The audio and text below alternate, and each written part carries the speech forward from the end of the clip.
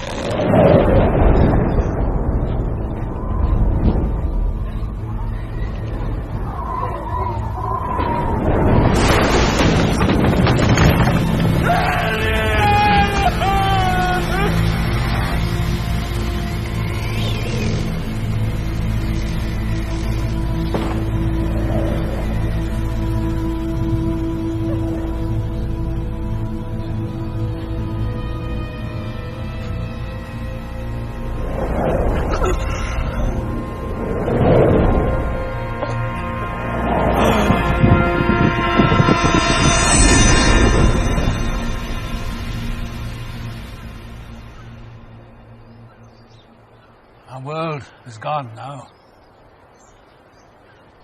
I'm the last left alive. Whether that's a blessing or a curse, who by Hades would know. But I've paid my price in blood and in broken dreams. They say we were the greatest fighting force ever known to man. Greater even than the expedition to Troy. But how can I say it? How can I tell you what it was like to be young, to dream, big dreams, to believe when Alexander looked you in the eye you could do anything, anything. In his presence, by the light of Apollo, we were better than ourselves.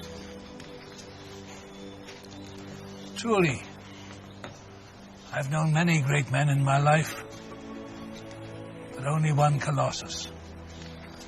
And only now when old do I understand who this force of nature really was.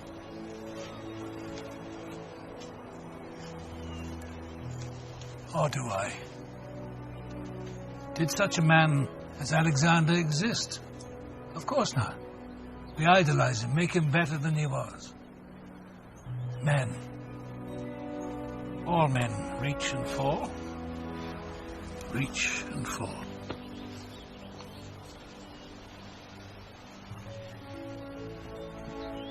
In the East, the vast Persian Empire ruled almost all the known world. In the West, the once great Greek city-states, Thebes, Athens, Sparta, had fallen from pride. For 100 years now, the Persian kings had bribed the Greeks with their gold to fight as mercenaries. It was Philip, the one-eyed, who changed all this, uniting tribes of illiterate sheep herders from the high and lowlands. With his blood and guts, he built a professional army that brought the devious Greeks to their knees. Then turned his eye on Persia, and it was said the great king Darius himself, on his throne in Babylon, feared Philip.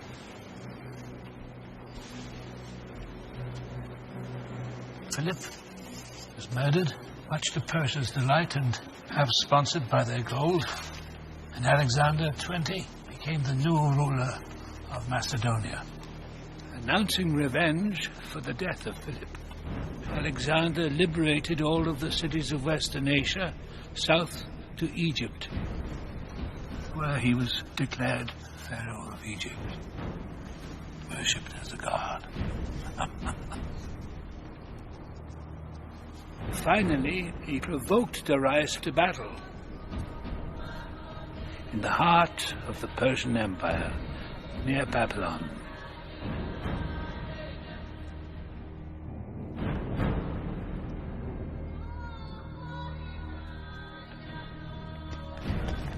It was mad. 40,000 of us against hundreds of thousands of barbarian races unknown to us, gathered under Darius himself. East and West had now come together to decide the fate of the known world. It was the day Alexander had waited for all his life. Son of a god. It was a myth, of course. At least it started as a myth. I know. I was there. In the crack of the Persian line, we'll go for the head. Kill Darius? The gods have brought him to us at last. If I die, it's one Macedonian. But the Persians, they cannot move without Darius' command. Here. Right here, we cut the throat of the Persian army. This is madness. You'll never get within 100 paces of him. Have you seen the sheer size of his force, Alexander? Not if. You hold them on the left, my brave Parmenion, with your son Philotas, for just 1-2 hours tomorrow. And you, unbreakable Antigonus, the center phalanx, Perdiccas, Leonidas, Nearchus, Polyperchon, if you pin them on the walls of your Sarissus here, in the center, their cavalry will follow me out to the right. And when bold Cassander breaks, stretching their left, a hole will open. Then I and my cavalry, our revered Clitus, Ptolemy, and Hephaestion will strike through that gap and deal the death blow to Darius' head. Since when, by the light of Apollo, Alexander, has cavalry ever been used to break an infantry line? And what was it we did at Chaeronea, Parmenion? Alexander, even with luck timing the gods, they're at least 5 to our 1. Which means, in truth, we must rout them tomorrow. Destroy their army completely. Or we'll be picked apart by bandit tribes on a long journey home. You speak of home and retreat. But do you understand, Parmenion? Babylon's my new home. Alexander, if we must fight, do so with stealth. Use your numbers well. We should attack tonight when they least expect us.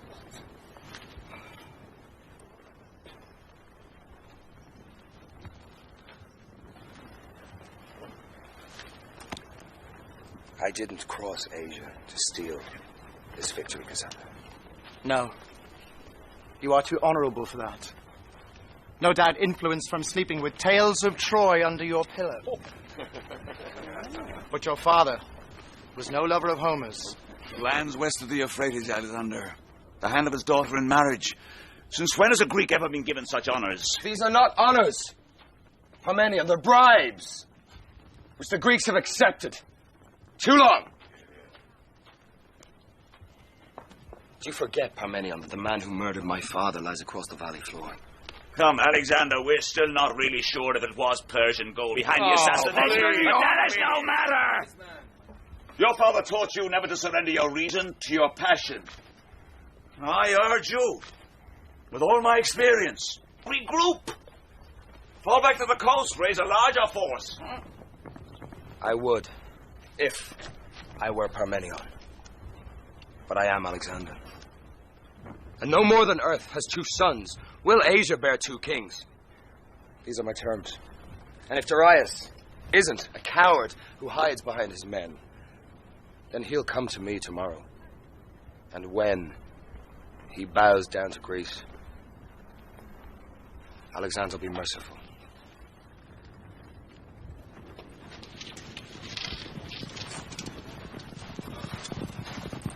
My Irish change, he's got balls, man. And we give the man his due, Parmenion. And lads, feast tonight. For tomorrow we will dine in Hades.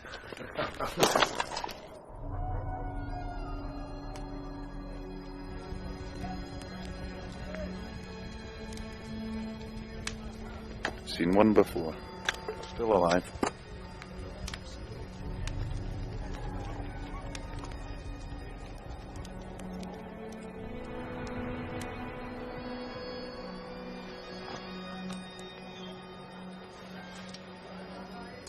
To whom do you pray? Phobos.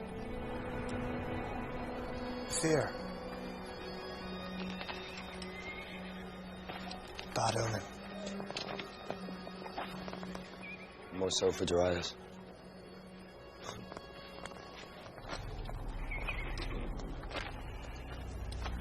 I've come to believe the fear of death drives all men to feisty. At least we didn't learn as schoolboys. It is the cause of all our misfortunes. So, mighty Craterus. Your Majesty. Are you ready for tomorrow's dawn? It's been too long coming if you ask me. The men, sketches as coats. Madame Bulls won't shut their snouts. Good. Fear makes men fight better. Post your sentries alertly, but rest them well. Don't you worry, General. I'm known to sleep with my eyes open as a baby's arse. Only because someone might steal his loot, sire. Well, so knows Craterus for his cheapness. He buys neither gloves nor blankets to warm himself. Who needs gloves when you come from Thrace? Who needs clothes when you can fight naked? After tomorrow, even the thrifty among you shall be kings. Gods are with us, Your Majesty. We'll stain the ground with Persian blood, my king. You're on the first row tomorrow, boy. I've always believed Alexander, but this seems so much bigger than us. Did Patroclus start Achilles when they stood side by side at the siege of Troy? Patroclus died first. If you do, if you were to fall at feist and even Macedonia were to lose a king, I will avenge you and follow you down to the house of death. I would do the same.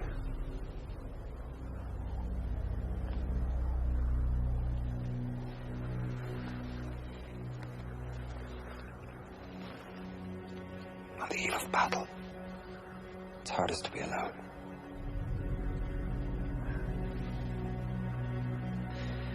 Then perhaps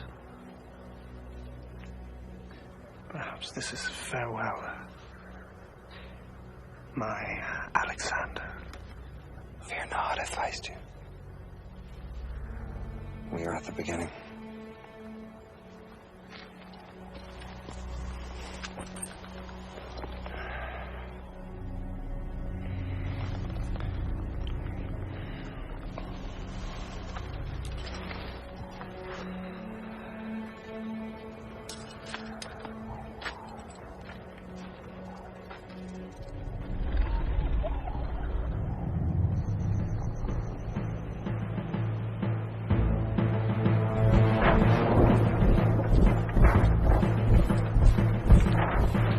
Blood makes the world rise. Blood makes the rain fall. Blood makes the earth grow.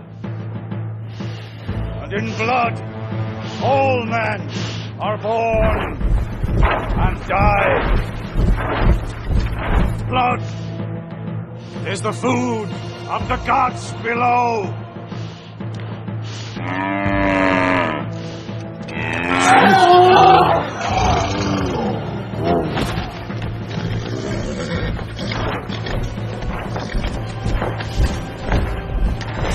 Come, you settlers.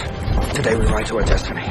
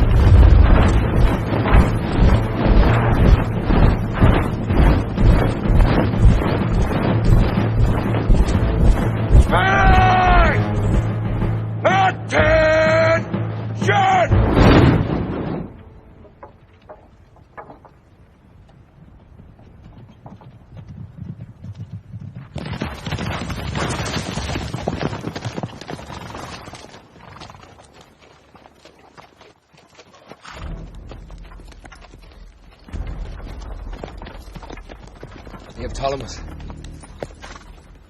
I remember you the day you jumped the siege tower at Tyre. You were a giant. And today, how will you fight?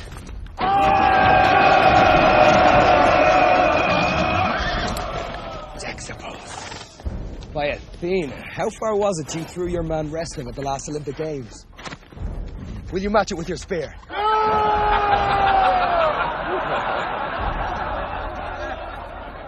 And Timander, son of Menander, a great soldier to my father. I still mourn your brother Adaios, who died so bravely at Halicarnassus. What an honoured family you descend from, Timander. You fight for them today. You've all honoured your country and your ancestors. And now we come to this most distant place in Asia, where across from us, Darius has at last gathered a vast army.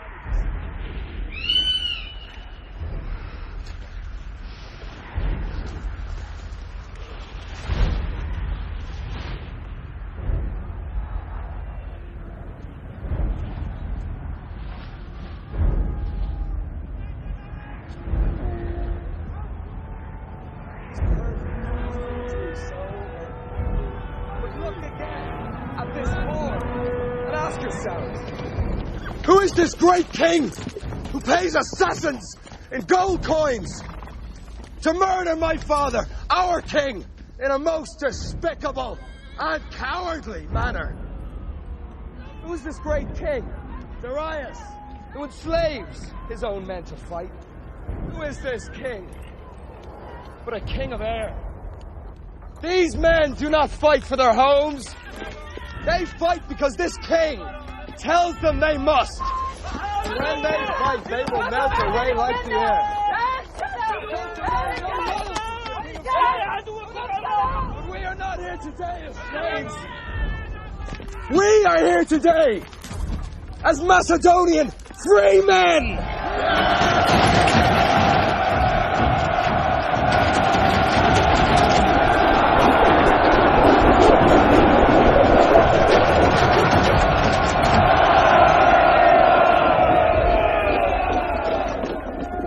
Outnumbered, I say to you who know the price of tyranny, who've carried the Persian yoke too long, you have a strength born of your hearts, and all their arms, their numbers, their chariots, and all their fine horses will mean nothing in the hands of slaves. Some of you, perhaps myself, will not live to see the sun set over these mountains today. For I will be in the very thick of battle with you. But remember this: the greatest honor a man can ever achieve is to live with great courage and to die with his countrymen in battle for his home.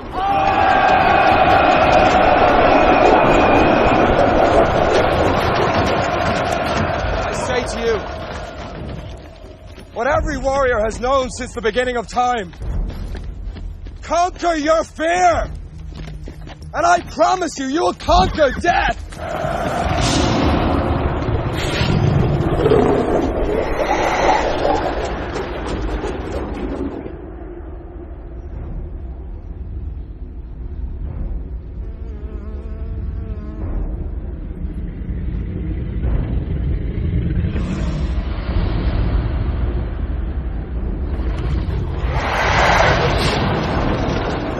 Someday I vow to you, your sons and your grandsons will look into your eyes.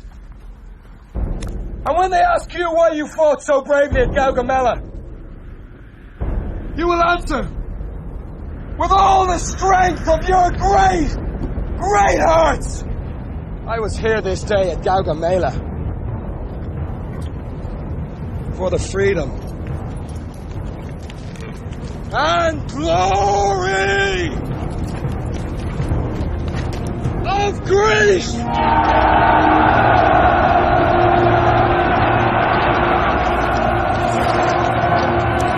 Zeus be with us!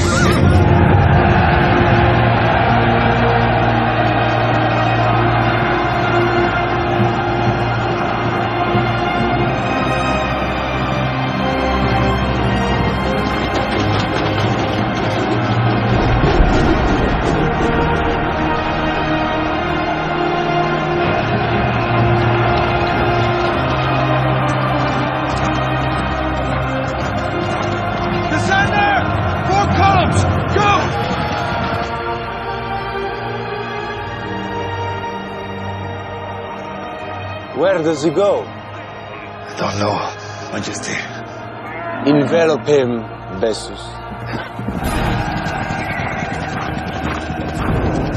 Lysan! Go!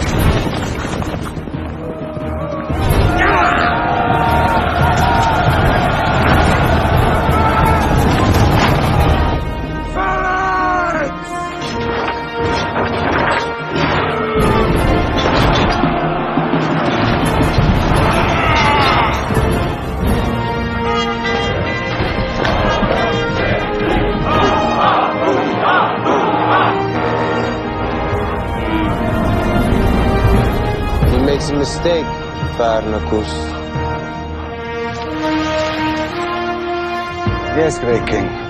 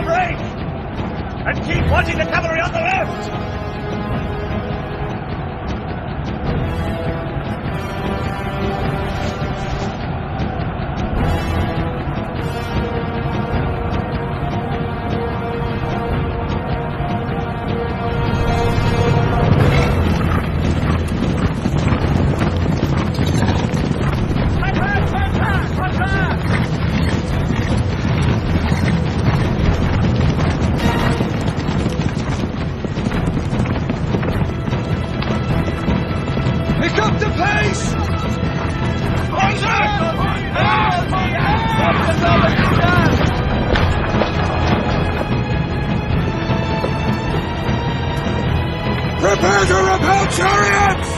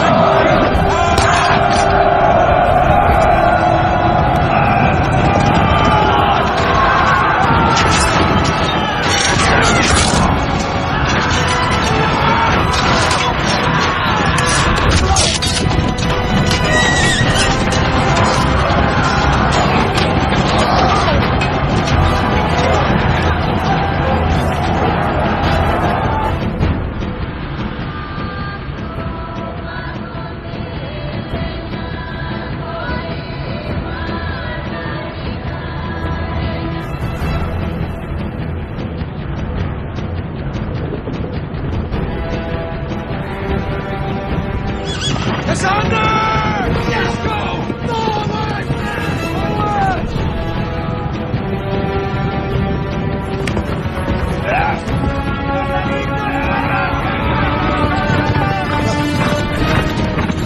Left turn! Infantry clear! Out now!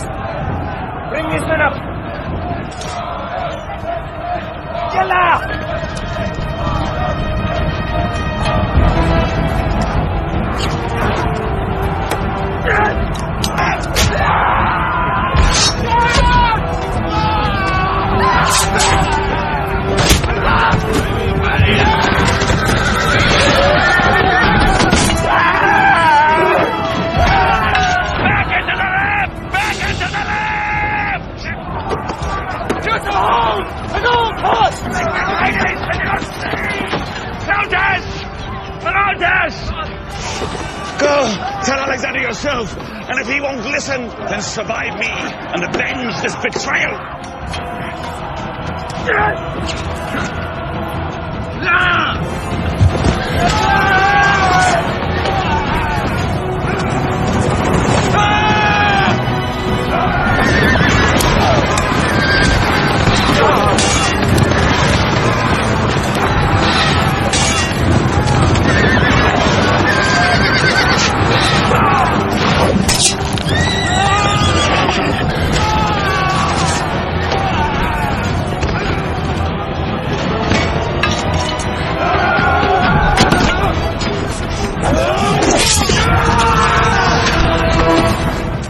Attention, lad! Your father still watches over you!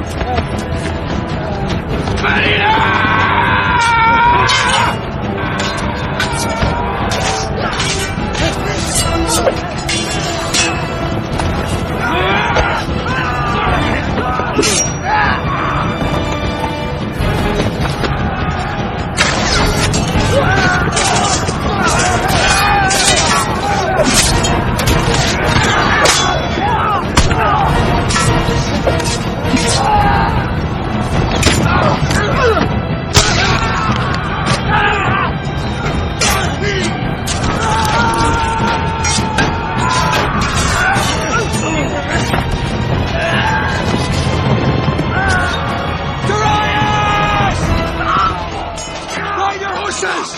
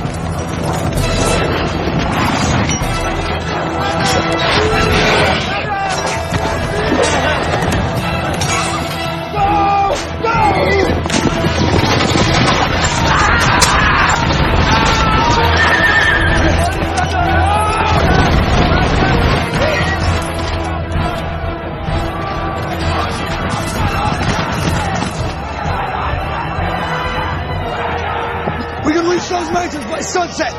Go all night and catch the rise at dawn! Provision the horses! Alexander!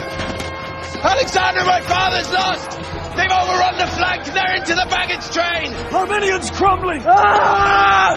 Alexander! If you chase them, you risk losing your army here! And if we capture him, we gain an empire!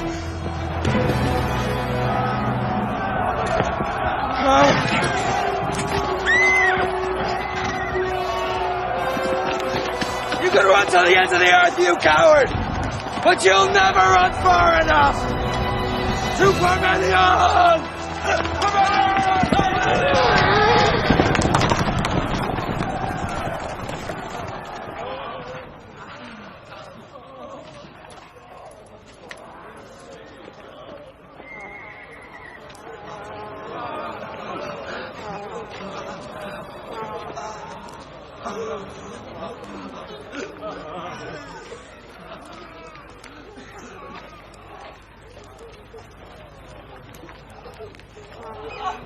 Bleed free, my lord. May I touch your wound? Alas, not now. It's far worse than me. Go to them. Help them.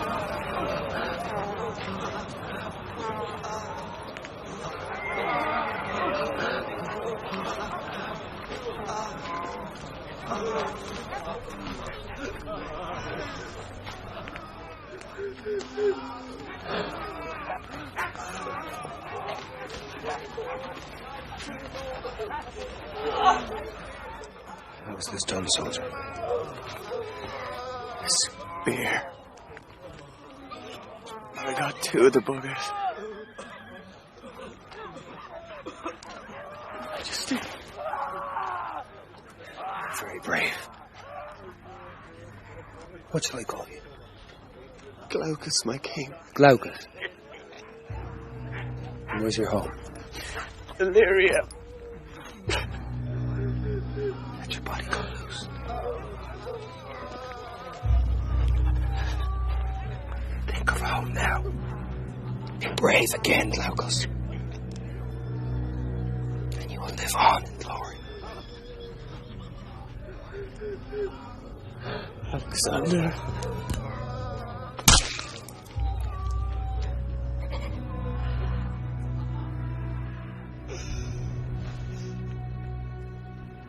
The Persian Empire, the greatest the world had yet known, was destroyed.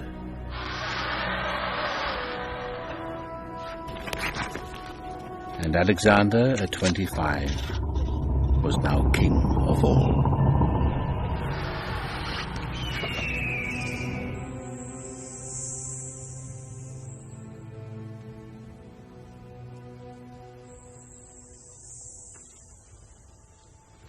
If you hesitate, she will strike.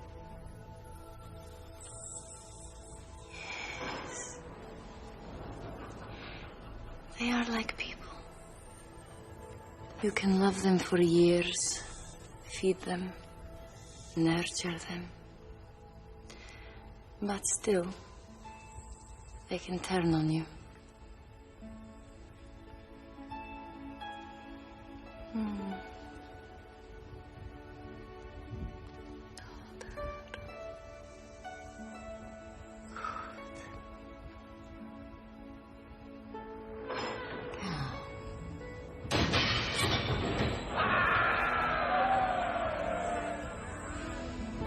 He calls me a barbarian.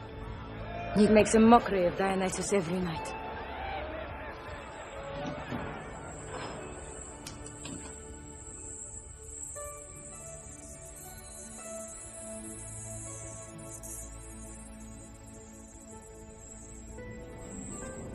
Some called his mother, Queen Olympias, a sorceress, and said that Alexander was the child of Zeus.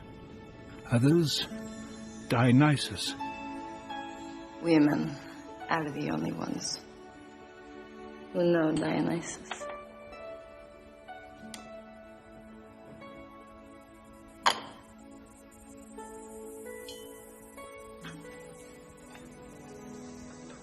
But truly, there was not a man in Macedonia who didn't look at father and son side by side and wonder.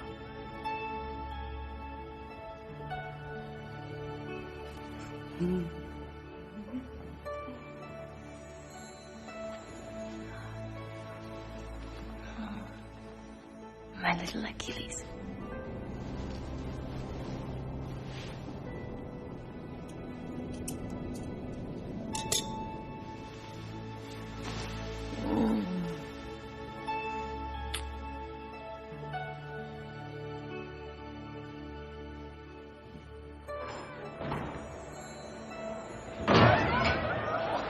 Alexander, down. What is it you... 6 months. You missed me? No, not here. Proud bitch? No. Still your king. King of what? She peasants.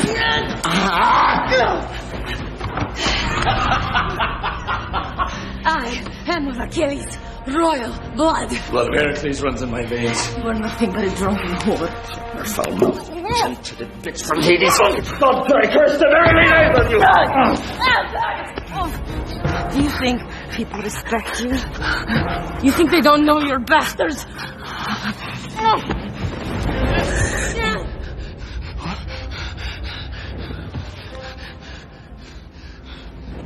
Damn your sorceress soul! You're keeping me like one of your snakes! I told you not! Told you not! You'll obey me. I will not. You'll obey me. I'll kill you with my own hands. Let it go!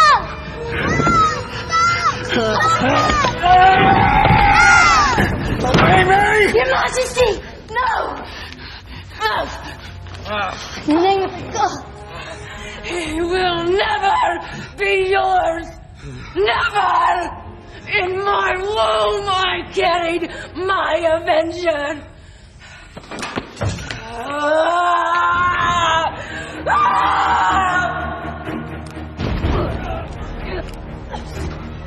In the world he grew up to, I've come to believe it was in friendship that Alexander found his sanity. You don't need much to fight. When you're in the front ranks of a battle, facing some northern barbarian tribe, courage won't be in the soles of your feet, Perdiccas, or in the thickness of your tunic, Philotas, or in the lining of your stomach, Nearchus. It's in the heart of a man. You don't need to eat every day, or until you're full, Ptolemy. You don't need to lie in bed in a morning, and you can have some good bean soup, Cassander, after a forced night march. Come on, Alexander. Where's your hunger to twist Hephaestion's head off? Is he stronger than you? Then beat him another way. Come on! Who'll ever respect you as a king? Do you think it's because of your father? The first rule of war is to do what you ask your men to do. No more, no less. Good, Hephaestion. That's it. Well done. Good wrestling, Hephaestion. That's what I want. Hey, come. You did well, but you lost. Now, both of you congratulate the other. Go on. Would you want me to let you win, Alexander? You're right. But I promised you I will beat you one day, Hephaestion.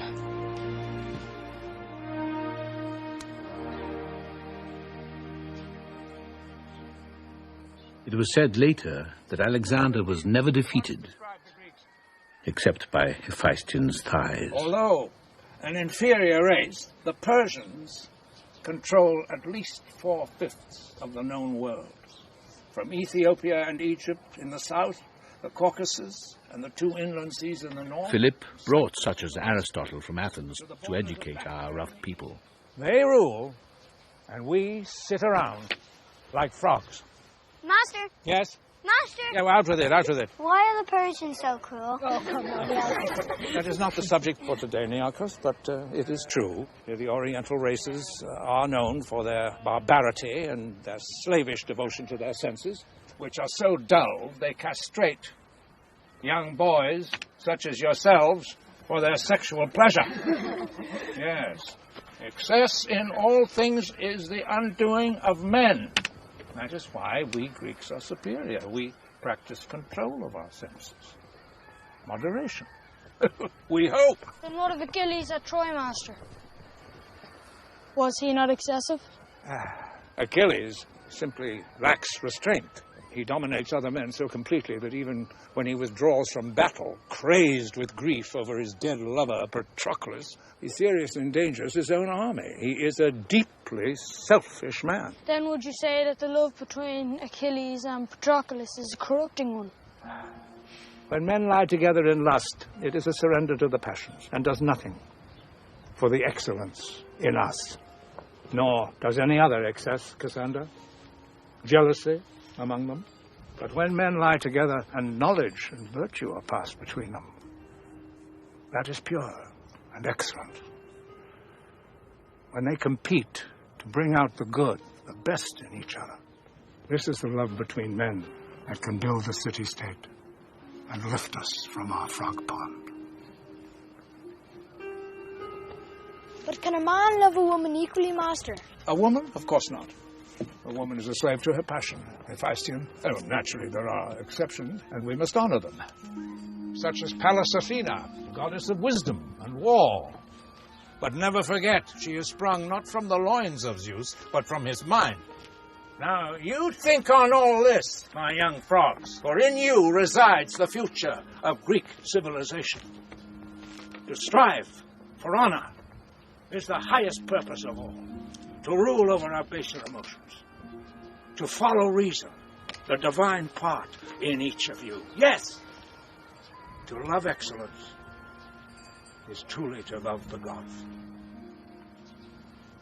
Now, will you stop distracting me? Back to geography and things that we know. Is it possible that the source of Egypt's mighty river Nile could rise in these distant mountains of the outer earth? If so, an experienced navigator could find his way here, by this river, east, down into the Great Plains of India, out into the Eastern Ocean, and end of the world, and by this route, up the Nile, back to Egypt, into the Middle Sea, and home to Greece. Now, if only these frogs could look outward and act on their favored position at the center, Greece could rule the world. Why is it, Master? In myth, these lands you speak of are known. India, where Heracles and Dionysus traveled. All these men who went east, Theseus, Jason, Achilles, were victorious. From generation to generation, their stories have been passed on. Why? Unless there is truth to them. Tales of Amazons, Minotaurs, Gorgons, Icarus flying into the sun? No, Alexander.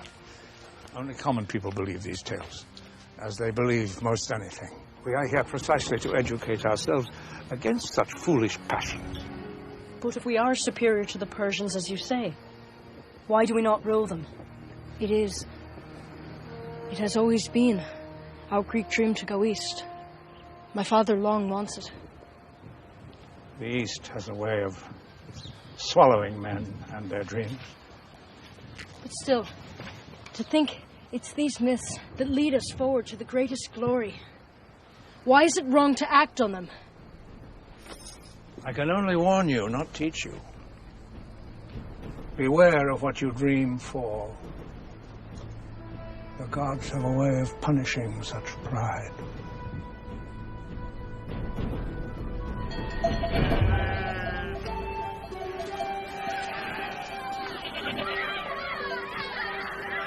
Growing more ambitious, Philip now planned the invasion of Persia.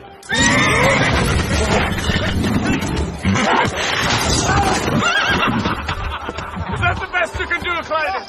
Back to the phalanx with you, all right, and myself? No, Ryan, that beats your majesty. Over your leg. He's been beaten far too often. My noble king, he's a high-spirited animal, yes. High-spirited. And worthy of Philip of Macedon. No, for 3.5 talents, I couldn't possibly make a profit on him. But for you, I don't want such a beast. I already have a wife. Do I seem so old?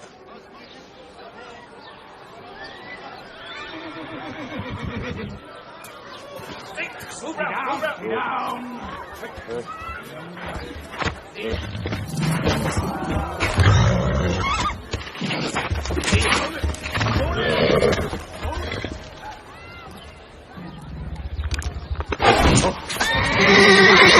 Broken neck comes free, fool. He's too nervous for battle. You'll sell him for meat. Buy him for me, father. I'll ride him.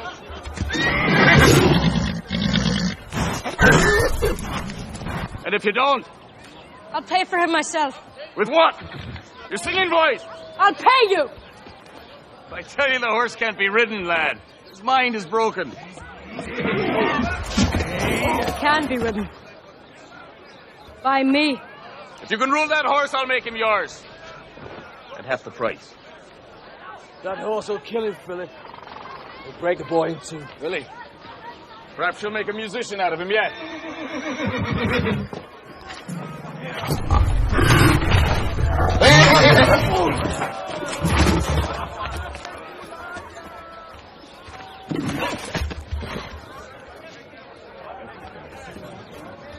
You don't like your shadow, do you?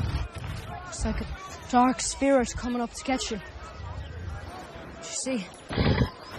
That's us. It's just a trick of Apollo's. He's the god of sun. And I'll show you how to outwit him. You and me together.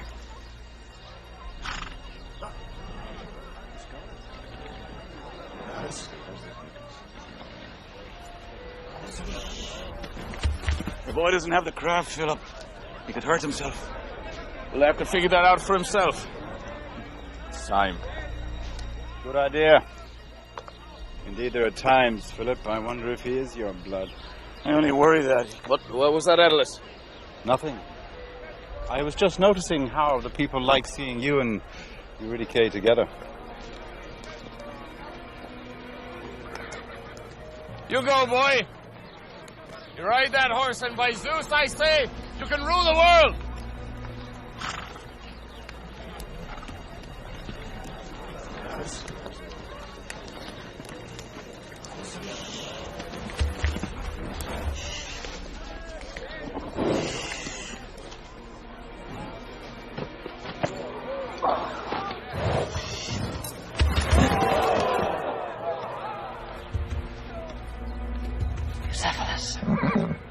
That's what I'll call you.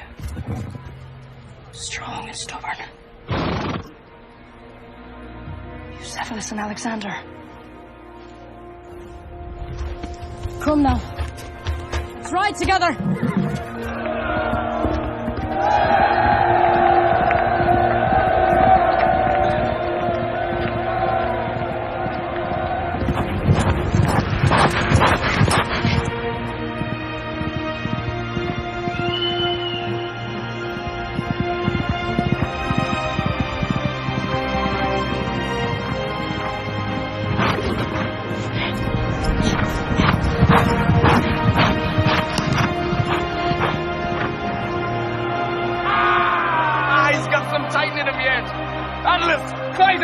For Zeus' sake, he beat you, man!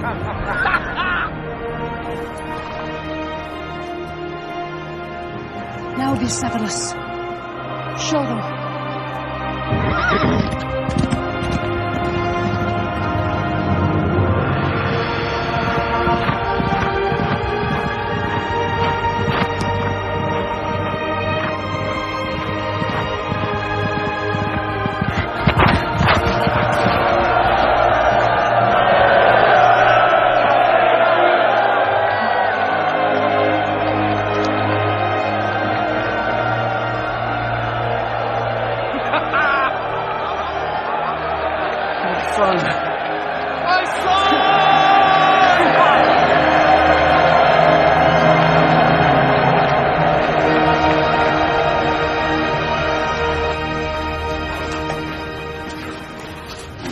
Prometheus, don't you? Stole the secret of fire and gave it to man. It made Zeus so angry, chained Prometheus to a rock in the great Caucasus. Each day, his eagle pecked out the poor man's liver. But each night it grew back again so that it could be eaten the next day. Miserable fate. Oedipus tore out his eyes when he found out murdered his father, married his mother. Knowledge that came too late. Jason went east and brought back the golden fleece. He married a barbarian wife, Medea. Later, they left her for a younger wife, Medea. Slaughtered their 2 children in vengeance.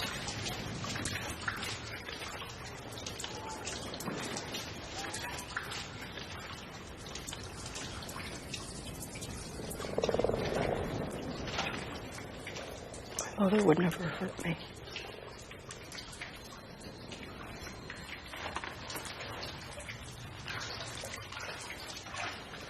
It's never easy to escape our mothers, Alexander.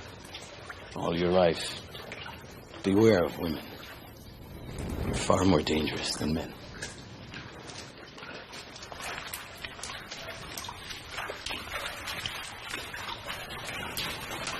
Sure you remember Achilles in Tales of Troy. It's my favorite. Why? Because he loved Patroclus and avenged his death. Because he lived without fear and slew Hector. Some say he's a hot-headed fool who fought only for himself and not for the Greeks. But he was a hero. The greatest of Troy. With this fate? That he must die young. With great glory. You have a choice. Oh, yes. To have a long life, there would be no glory. You dream of glory, Alexander. Your mother encourages you. There's no glory without suffering, and this she will not allow. She makes you weak. Gods have never made it easy for man. Look. Heracles. Even after he accomplished his 12 labors, he was punished with madness. Slaughtered his 3 children. Poor Heracles. Great Heracles. All greatness comes from loss. Even you, if gods will one day judge harshly. But I'm king like you one day, Father. Don't rush the day, boy. You risk all. My father threw me into battle before I knew how to fight. When I killed my first man, he said, "Now you know." I hated him then, but I understand why now. A king isn't born, Alexander. He's made by steel and by suffering. A king must know how to hurt those he loves. It's lonely.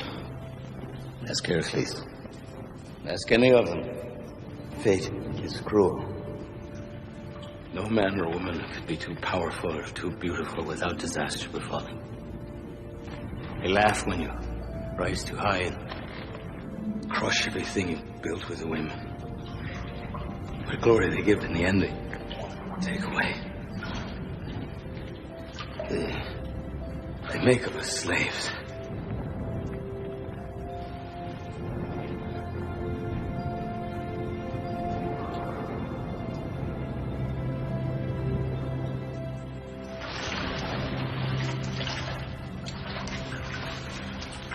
Truth is in our hearts, and none will tell you this but your father.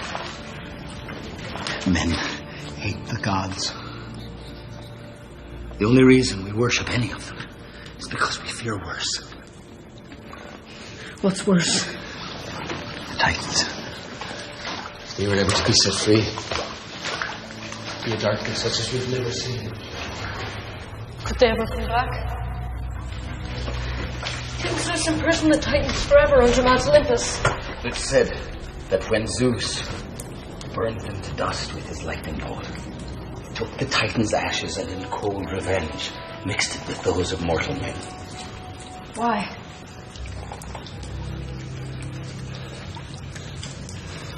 Who knows these things? One day, things will change. Men will change. But first, the gods must change.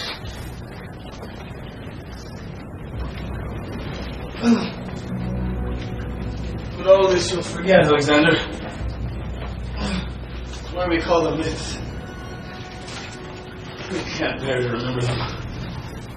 I'll remember. And one day I'll be on walls like these.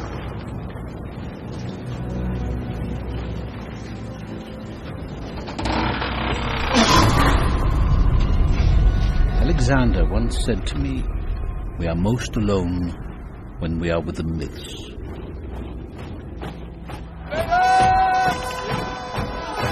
And thus it came to pass, in a dream as mythical to all Greeks as Achilles defeating the Trojans, at this one glorious moment in time, Alexander was loved by all. But in the end, I believe Babylon was a far easier mistress to enter than she was to leave.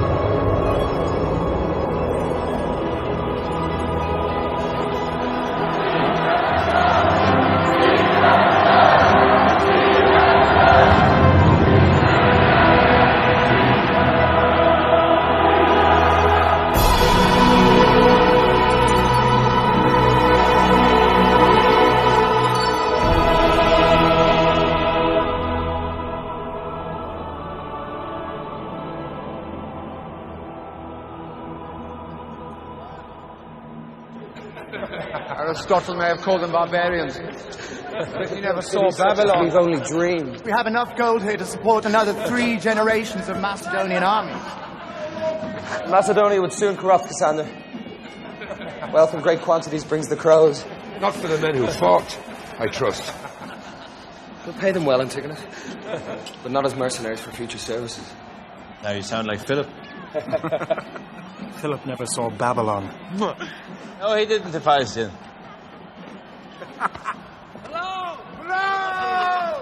Alexander, I know you think me a stiff old sod, but whatever our differences, know this day your father will be very proud of you.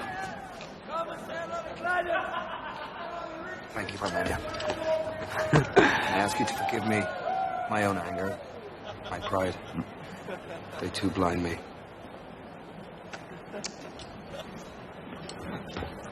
Magnificent mainland work from the last century. The Golden Age, Alexander, worth much to Athens and to our alliances. Take back what is ours, but spare what belongs to the Persians. Yeah. We're the richest men to walk the earth, my friends.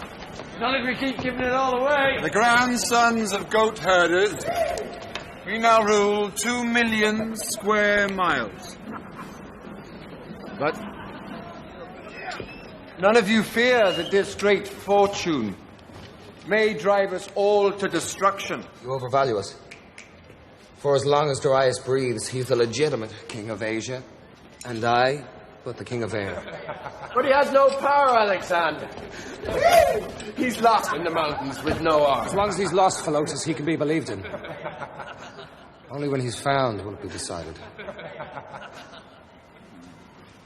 Seems you've already made up your mind, Alexander. We must finish what we failed to do at Gaugamela, Parmenion. We must hunt Darius down, if it be, to the ends of earth. That was not your father's mission.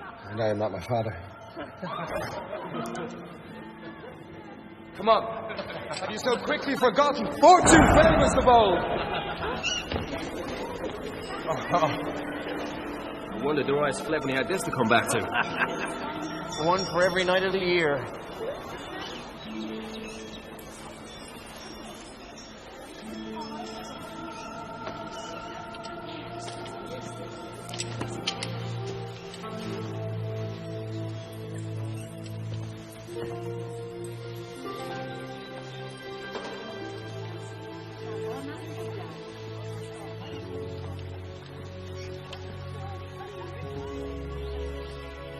How will I ever go back to Lysimachus after this? I advise you not to touch the Annapolis. Here, I'll take care of it for you.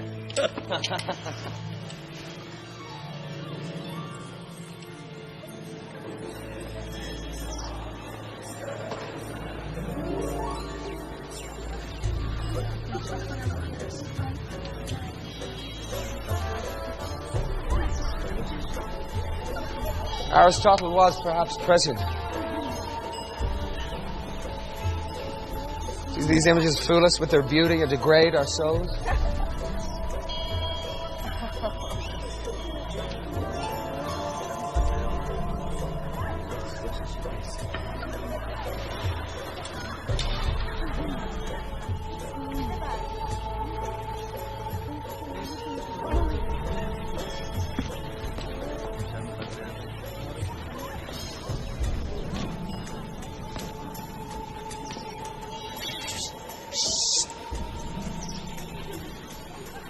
Bagoas, great king. There are you, boy. Bagoas. Nicely gilded, Your Majesty. Most successful. He was certainly one of the great king's favorites. Oh, he's went well with the years. What are you now, Bagoas? 18? 19? Where does he come from? The north, sire. From the hills near Susa. You speak our language. Good. I'd like to learn yours. It's learnable, my lord.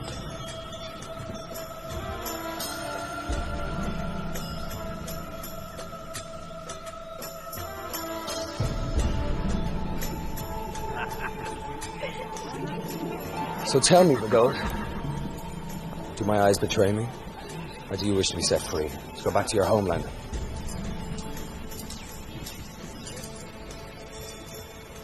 All my family is long dead, great king. With your permission, I will stay on. Very well then, Bagoas. Ptolemy, administer this.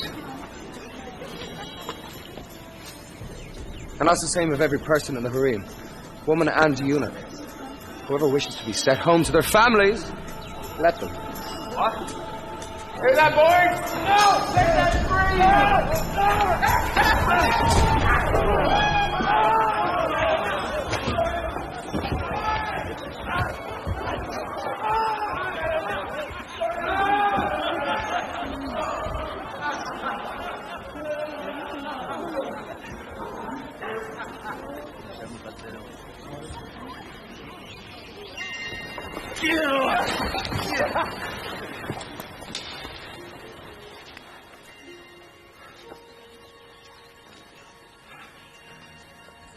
Great King Alexander.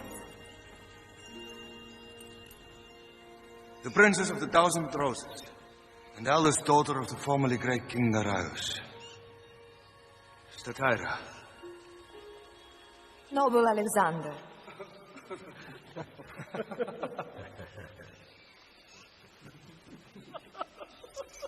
I come to beg for the lives of my sisters, my mother, my grandmother.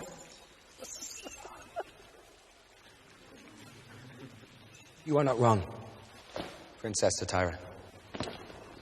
He too is Alexander.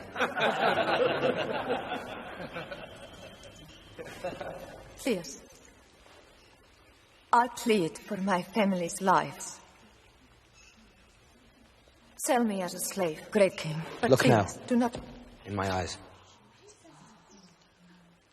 Princess. And tell me, how would you like to be treated? As I am, a princess. And so be it. You and your family shall be treated as my family. You shall live in this palace as long as you choose. Have you any other requests for me, my noble princess? No. Everything I wish I have requested. You truly are a queen.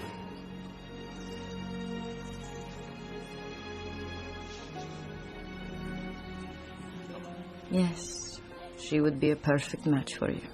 But you do nothing.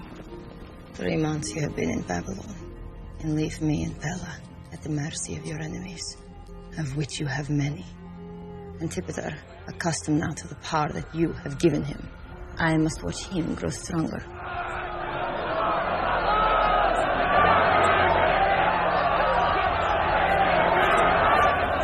I am certain that he communicates secretly with Parmenion, who is dangerous.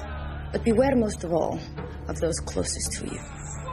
They are like snakes and can be turned. General Travis! Cassander is Antipater's son. Even Clitus, your father's favorite. And Ptolemy, your friend, yes. But beware of men who think too much. They blind themselves. Only Hephaestion do I regard. But all of them you make rich, while your mother and yourself you live in generous poverty. Why won't you ever believe me? It is only a dark mind like mine that can know these secrets of the heart. For they are dark, Alexander. So dark. But in you, the son of Zeus, lies the light of the world. Your companions will be shadows in the underworld, when you are a name living forever in history, as the most glorious shining light of youth, forever young, forever inspiring. Never will there be an Alexander like you, Alexander the Great. Remember, bring me to Babylon as you promised.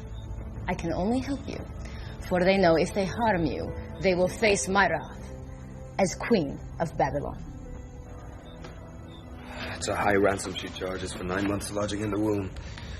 Bring her, Alexander. It'll give her such joy. Joy. And I'm the cracked mirror of her dreams. Stay with me tonight, Hephaestion.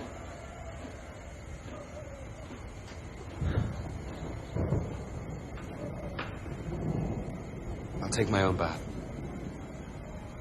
Thank you, Bagos.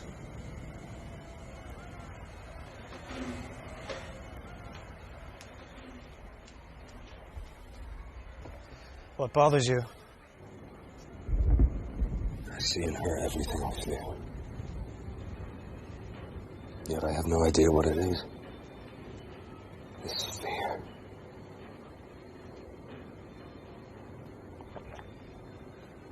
She was always so sure I was born of Zeus. Why, Hephaestion?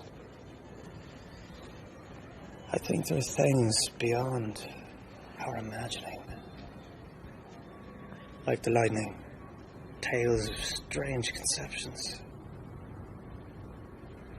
I don't doubt it. What is being told me? What destiny do I have? Well, if I'm Patroclus, I die first. Then you, Achilles.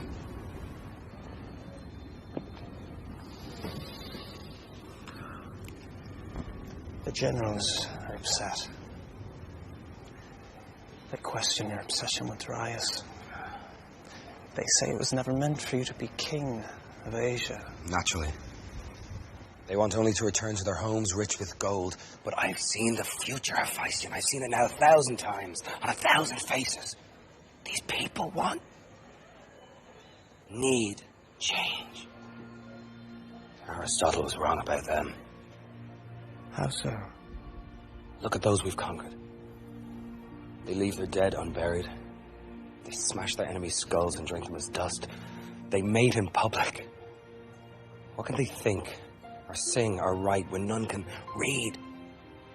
But as Alexander's army, they can go where they never thought possible. They can soldier, work in the cities. The Alexandrias, from Egypt to the outer ocean. We could connect these lands, Hephaestion. And the people. Some say these Alexandrias have become extensions of Alexander himself. They draw people into the cities so as to make slaves of them. But we freed them, Hephaestion, from the Persia where everyone lived as slaves. To free the people of the world. Such would be beyond the glory of Achilles, beyond Heracles, a feat to rival Prometheus, who was always a friend to man. Remember the fates of these heroes. They suffered greatly. Oh, we all suffer. Your father, mine. They all came to the end of their time, and in the end, when it's over, all that matters is what you've done. You once said the fear of death drives all men. Are there no other forces? Is there not love in your life? Alexander.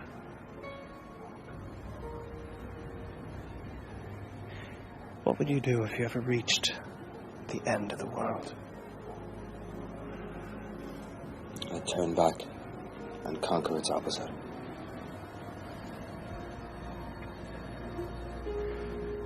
I wonder sometimes if it's not your mother you run from.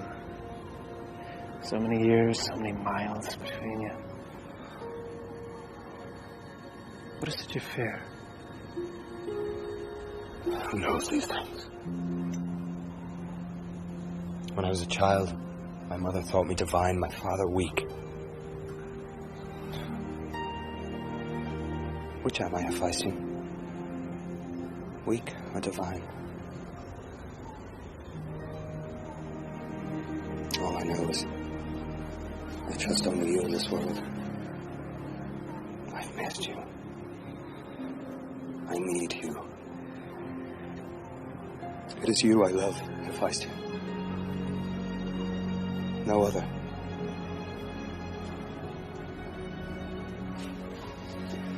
You're everything I care for.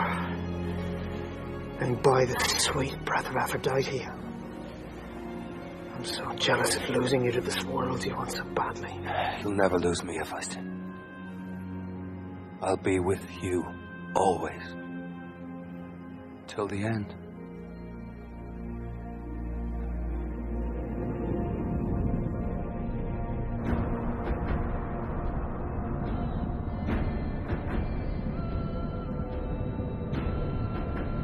The campaign in the northeast of Persia turned into a hard guerrilla war of almost 3 years. We chased Darius towards Bactria, but missed taking him by hours. He was dying when we found him, sire. We asked for water. He drank and died.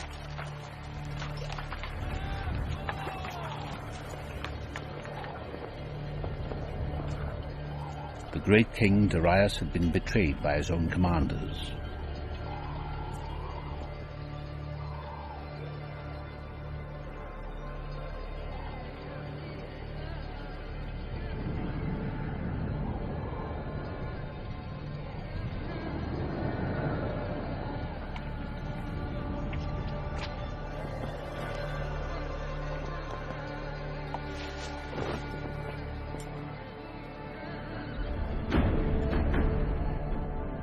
Fully honoring his corpse, Alexander hunted down these commanders into unknown lands, crossing even beyond the river Oxus into Sogdia.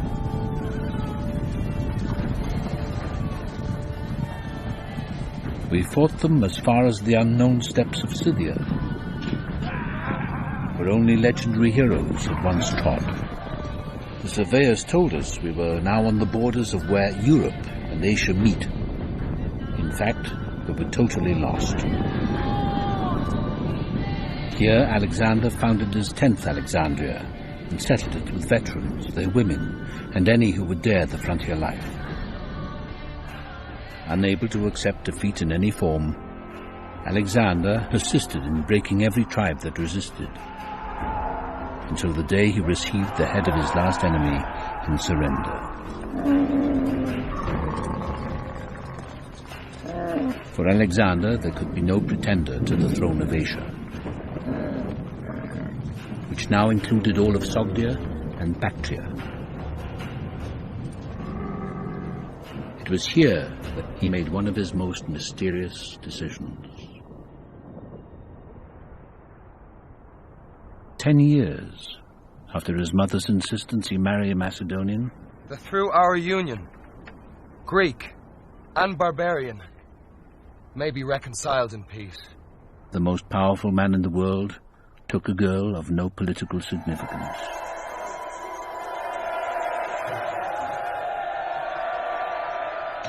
Why? Some say it was for alliance with the tribes. Others, the desire for a successor. And yet others said Alexander truly fell in love. Who Roxana really was, I doubt that any of us ever saw further than the pools of those black eyes.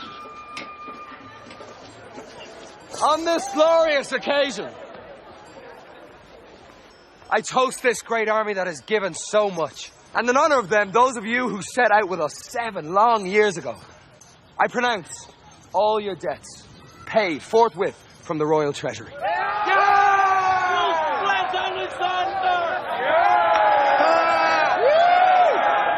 And in honor of my bride,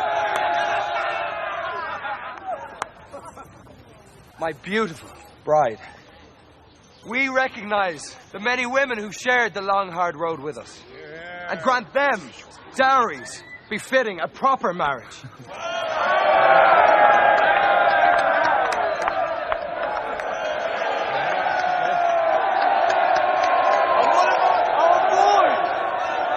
And lastly, the gods demand no less of us, that your children with these women be given a proper Greek education and military training under our protection, so as to be the new soldiers of our kingdom in Asia.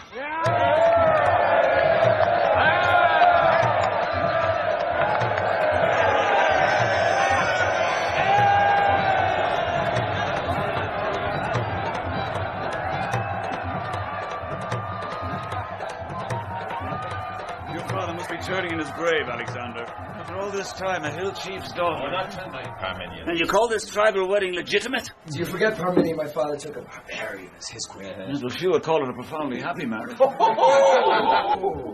what's the point, Alexander? She's your captive. Just take her as your concubine. Because I want a son. Damn you, Philotas. Then half your nobles have sisters who'd make fine Macedonian mothers. To take an Asian as my queen, not a captive, is a sign of deep respect for our subjects. It will, more than anything, bring us together, unify us. Which is not to say I won't take a Macedonian one day. As a second wife, you'll insult Macedonia. Never will our people accept this girl's son as king. They'll be angry enough when they find out their husbands all have second wives in Barbaria. Then they'll learn! By Athena's justice, this girl has spirit. She'll breed a brave son. Alexander, this is about the honor of our kingdom. Exactly. What can be won, Alexander? We came here to Asia to punish them for their crimes. We've achieved that. 7 years from home. Now we drift from one far region to another, chasing nomads and bandits. When Macedonia bleeds its manpower, for what? To build roads in Asia? To give these people cities? And now make an army of them? To found cities and expand our reaches, not to drift Parmenion. What benefit to Macedon? It's far richer than before. What could you give them? With respect for your age, Parmenion, had you fought better at Gaugamela when your flank was crumbling, we could have had Darius. How dare you, Nearchus! General Nearchus, Alexander spread our flank too thin. There was nothing my father, any of you could have done.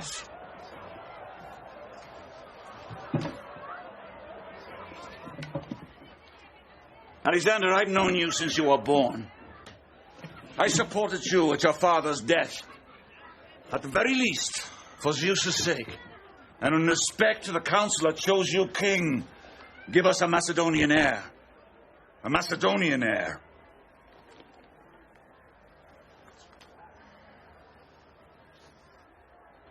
You've been heard clearly. But Alexander... Parmenion!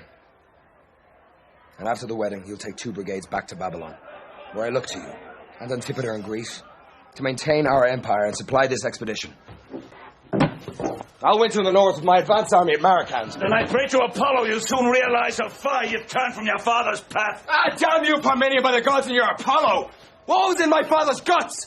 Wasn't overripe and reasoned like yours. He never lusted for war, Alexander, or enjoyed it so. He consulted his peers in council, among equals, the Macedonian way. He didn't make decisions based on his personal desires. I've taken us further than my father ever dreamed. Old man, we're in new worlds. Alexander, be reasonable! Were they ever meant to be our equals? Share our rewards? You remember what Aristotle said. An Asian? What would a wedding vow ever mean to a race that has never kept their word to a Greek? Aristotle, be damned! By Zeus and all the gods! What makes you so much better than them? Cassander!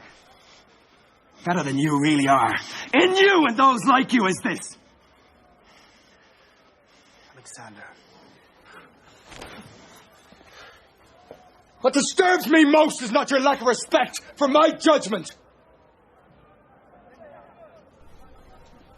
It's your contempt for a world far older than ours.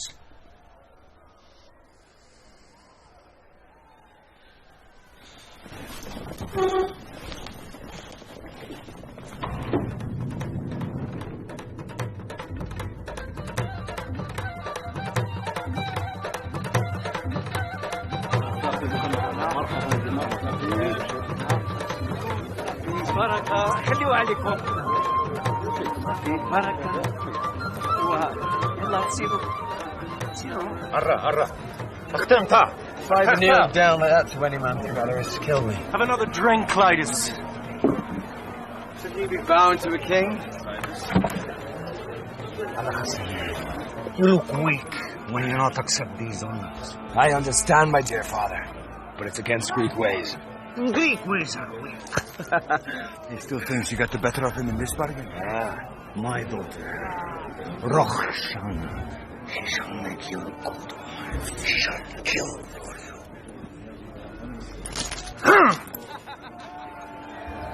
Lord Skander, ruler of heaven and earth.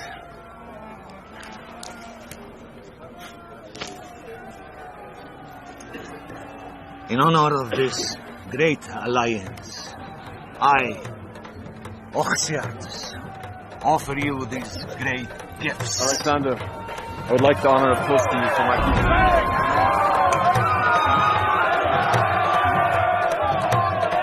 Wine, sire. Come now, Alexander. Please kiss.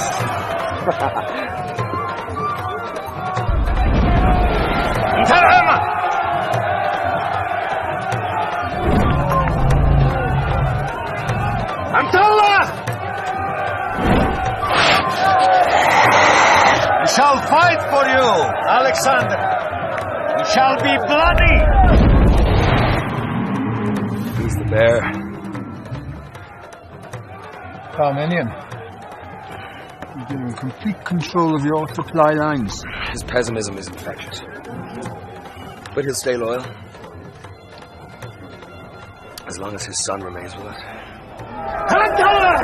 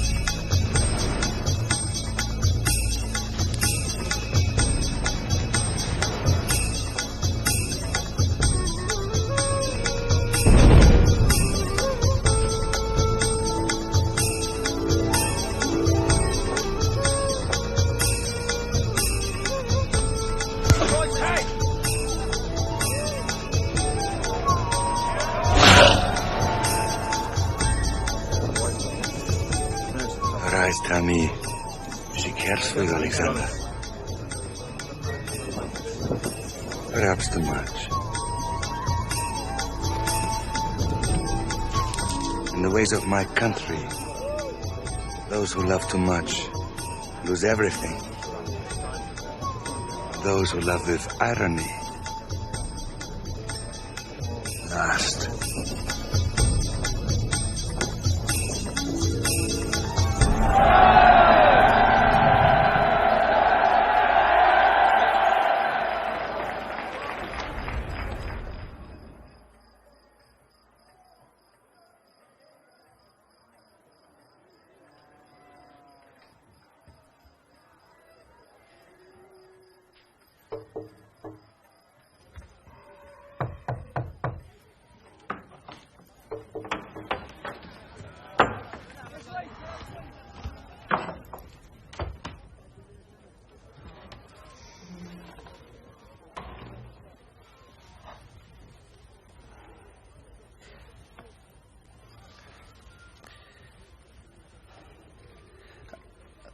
I found it in Egypt. The man who sold it to me said it came from a time when man worshipped sun and stars.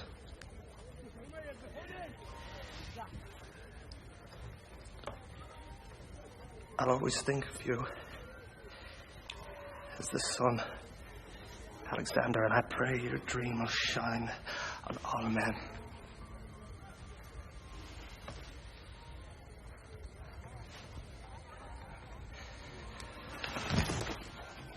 I wish you a son. You're a great man.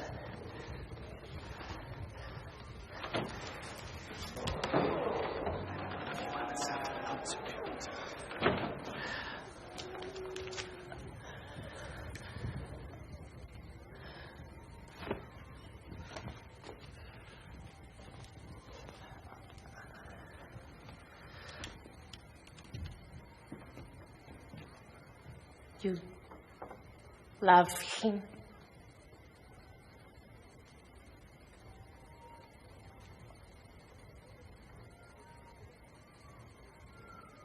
He is Vice-Gen.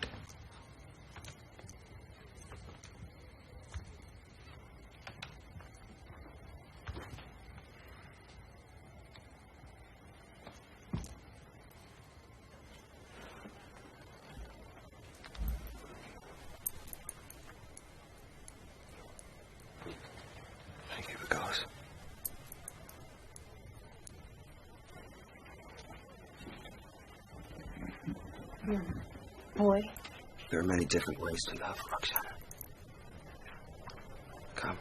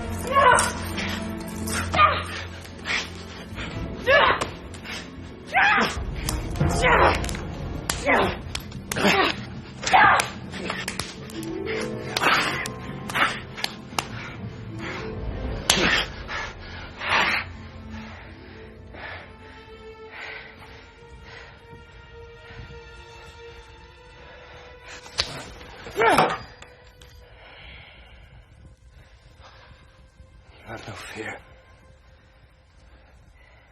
It's fitting. A man searches for a woman at Earth's top and finds her.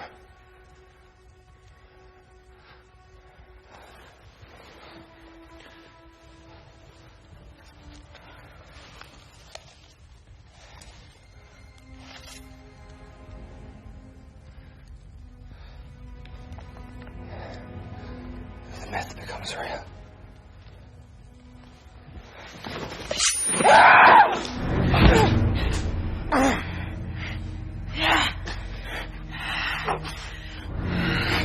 man. Secondary. You I kill now.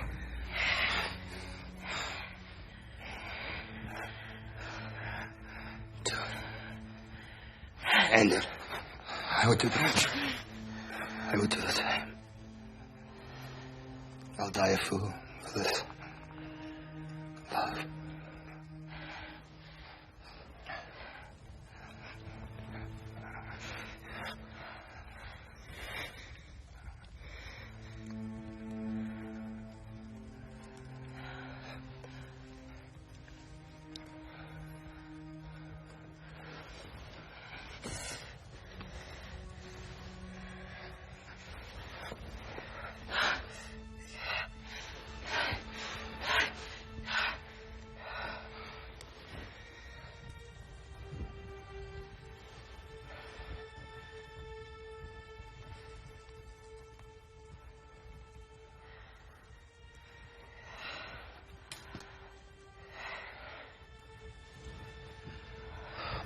Is now yours.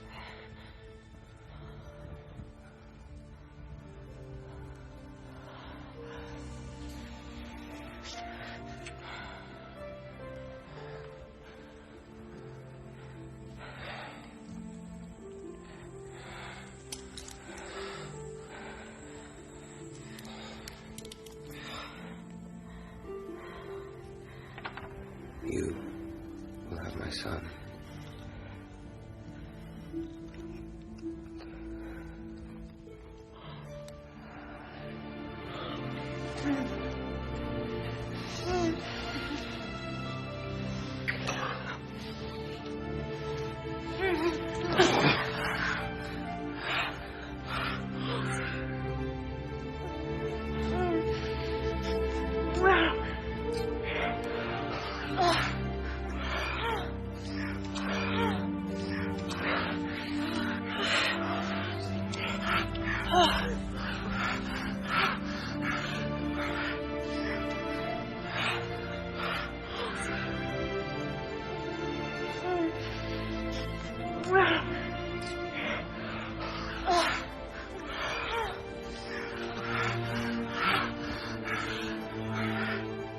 Who is this woman you call your queen, Alexander? A hill girl. You with your breeding. Already she makes enemies with her strong, clumsy nature. Do not confuse us. I was never a barbarian, as Philip said. We are of Achilles' royal blood. Zeus is your father. No, I understand. She brings you some happiness. But how can she help you? You must know that she does not speak in your name, which is yours, and yours alone. Preserve it, secret it, and hear me when I tell you act. And act soon. After 7 years, people wonder, who is this King Alexander? I have given you ample proof. Antipater daily undermines your authority. Return to Babylon and strengthen your center. Or come home to Macedonia and reorganize, but do not chase your dream further east. Your life and mine depend on it. Remember, my only thoughts are of you, as you too must face your glorious destiny. Think kindly of your mother. Provide for me. Protect me from your enemies when you are gone. And remember, always, it is I who love you more than any.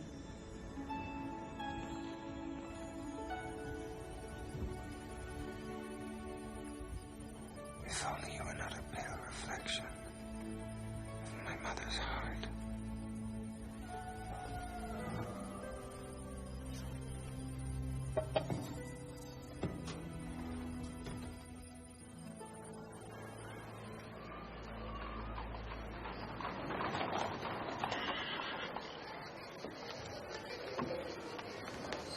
Pregnant so soon. A little whore. He will marry her in the spring, during Dionysus' festival. And when her first son is born, her sweet uncle Attalus will convince Philip to name the boy his successor, with himself as regent. And you will be sent on some impossible mission against some monstrous northern tribe to be mutilated in one more meaningless battle over cattle. And I, no longer queen, will be put to death with your sister and the remaining members of our family. I wish. Sometimes you could see the light, Mother. The truth is, he's taken nothing from you that you've not been long without. The only way is to strike. Announce your marriage to a Macedonian. Now, beget a child of pure blood. He would be one of them, not mine. And he would have no choice but to make you king. There is still Kinani. Eurydice was perfect. If your father, that pig, had not ravaged her Say nothing more of my father. Did you hear me say nothing? You're right. Forgive me. A mother loves too much.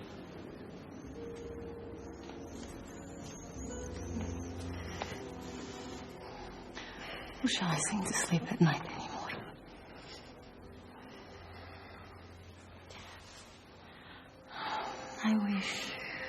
I wish we could spend more time together. Like we used to, when you were the sweetest boy.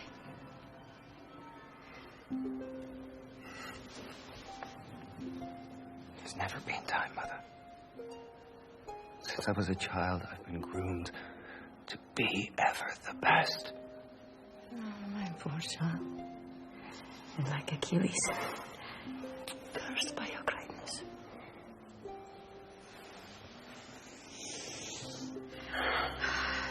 Take my strength.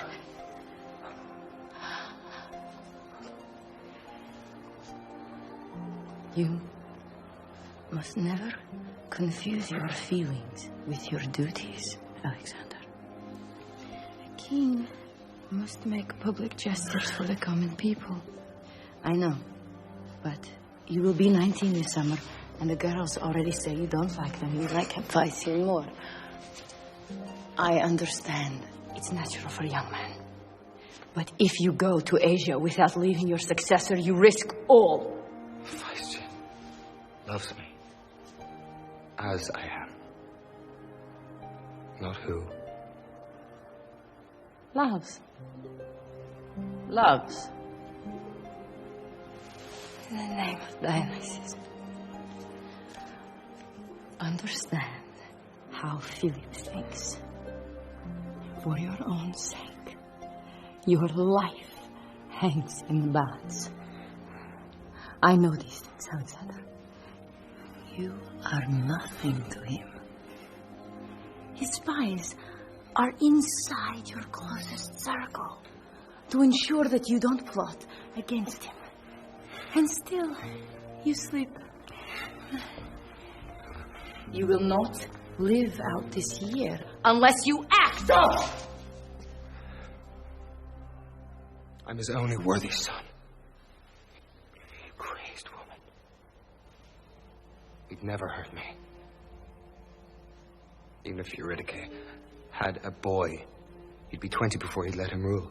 Yes. And you would be 40. Old and wise, like Parmenion. And Philip's young son would be 20. Like you, now. But raised by him. His blood. He will never give you the throne now, Alexander. Never. What would you have me do? Whatever is necessary. Where have you lost your mind? There'd be civil war, clan against clan, chaos. Yes. And you would win.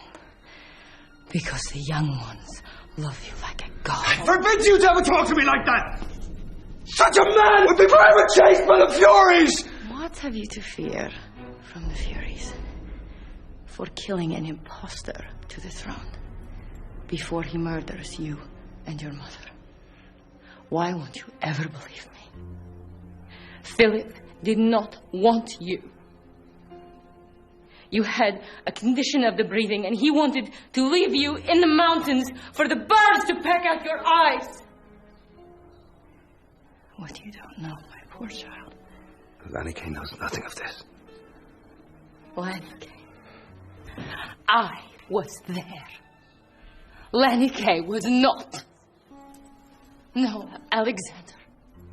Zeus is your father. I lay with him that night in the wind, as sure as any mortal man. Never have I been made love to as I was then. Enough. Half the mothers in Greece share such a fantasy. I warn you, Mother. Make no mistake. You will treat this girl as nothing more important than as otherwise. You will behave as we always have. As the first.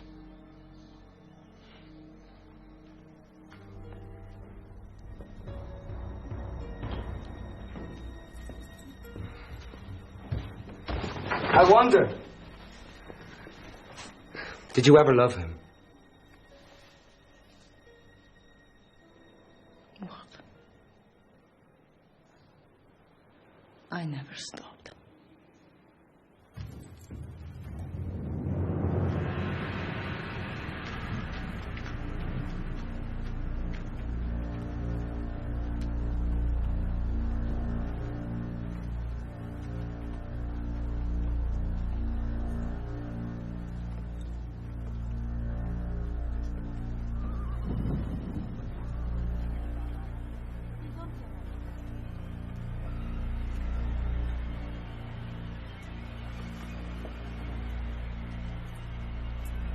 What is it, Orestes?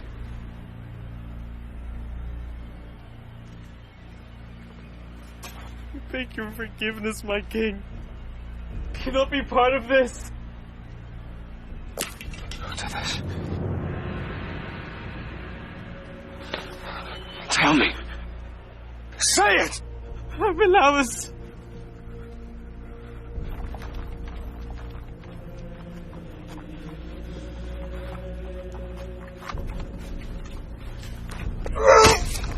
Death to all tyrants! All of you. I didn't do this. I've known you and loved you as long as I know. Never will you find a man as devoted as I. The conspiracy, such as it was, deeply upset Alexander. Not only because it involved the young people who shared his dream, but, more intimately, it implicated Philotas, his companion from boyhood, when a page confessed that a few days before he'd informed Philotas Alexander, of the plot. Remember me for who I am. I do remember you, Philotas. But not as you remember yourself. And it appears to me and others here, from the testimony given by your mistress, that the true weather of your soul is ambition. Oh. We all felt there was more here than sexual bickering. Alexander wanted the truth, and Philotas' answers were lacking merit. Please take him away. Alexander put him silently and quickly to trial by his peers, and whether plotter or opportunist, Philotas was found guilty of treason. The suspects were all executed. None of us defended Philotas, but then again, none of us ever liked him.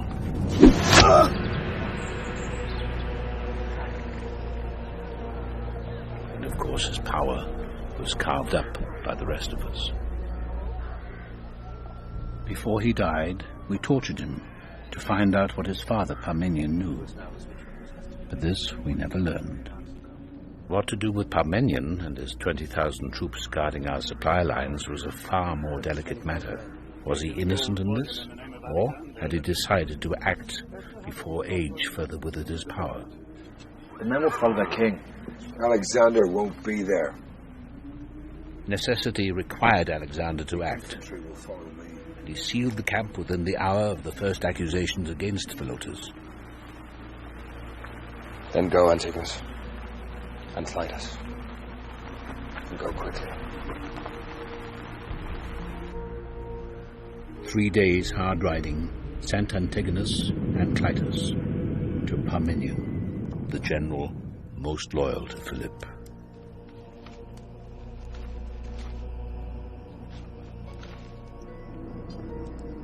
His soldiers accepted the finding of guilt against Parmenion, as they understood well the code of vengeance that made the head of family responsible for the behavior of all. Many of us felt we were better off without that pompous thorn, Parmenion, as Alexander promoted all of us generously.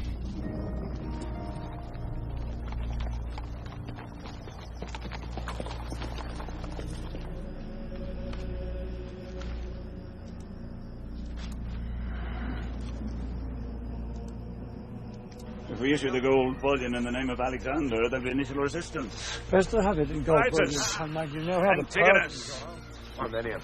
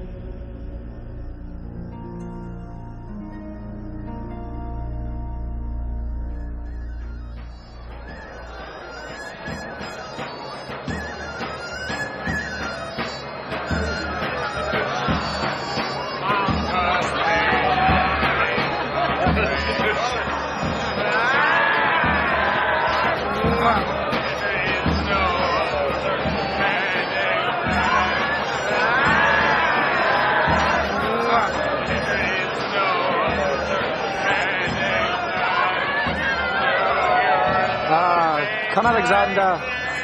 Drink this sadness away. If only thirst could quench sorrow, Ptolemy. There's only one thing better than winning a battle, son. That's the taste of a new woman. You'll find it far sweeter than such pity. What's that use to bore me? Alexander! You're going with you. Alexander, finding the right girl. What's your name, darling? Antigone. What's your name? Antigone. I love you. And I love you, Clytus. There you go. I'll sleep in my grave if I sin. I prefer dancing. Alphanius. Who's your new friend? Get him away. Who's your new friend there? Go to him. No, please,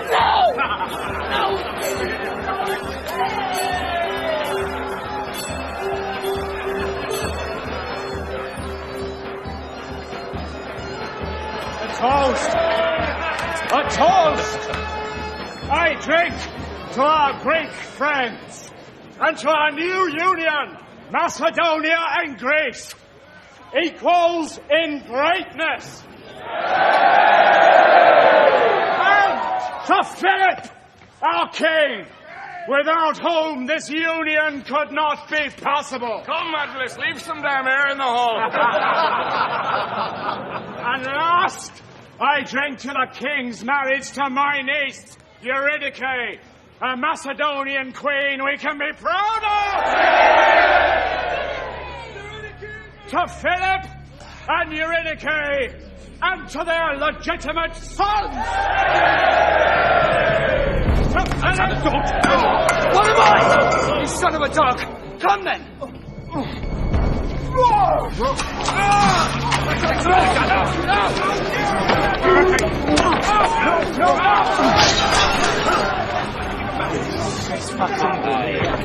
Shut up, all of you! Please. This is my wedding, not some public brawl. Apologize, by Zeus, before you dishonor me. He's afraid the man who called my mother a whore and me a bastard. And I dishonor you. You listen like your mother. Atlas is my family now, the same as you. Then choose your relatives more carefully. Don't expect me to sit here and watch you shame yourself. Shame? You insult me! I insult you! A man not fit to lick the ground my mother walks on! You dog, questioning your queen. Shame? I've nothing to be ashamed of, you arrogant brat. I'll marry the girl if I want. And I'll have as many sons as I want, and there's nothing you or your harpy mother can do about it. Why, you drunken man, must you think everything I do and say comes from my mother? Because I know her heart, by Hera. And I see her in your eyes. You covet this throne too much. Now we all know that she-wolf of a mother of yours wants me dead. Well, you can both dream, boy. Come, Philip, this is the wine talking. Leave the boy. It'll wait till morning. Now! I command you. Apologize to your kinsman.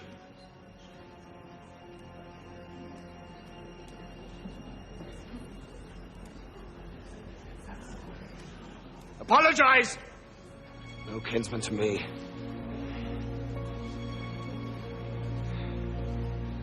Good night, old man. And when my mother remarries, I'll invite you to her wedding. You bastard!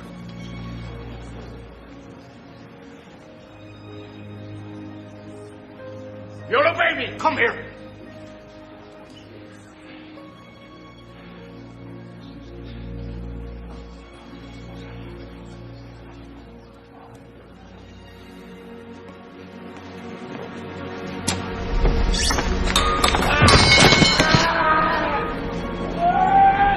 This is the man who is going to take you from Greece to Persia!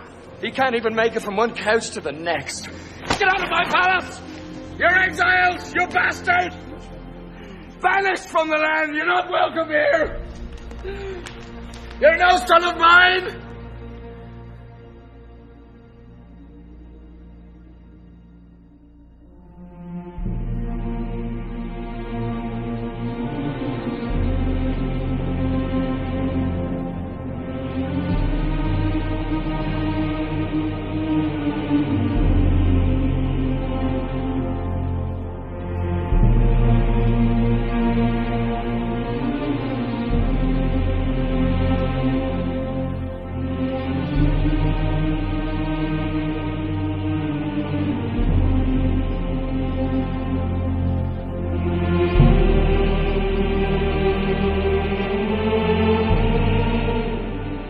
Spring, Alexander marched an army of 150,000 across the passes of the Hindu Kush into the unknown.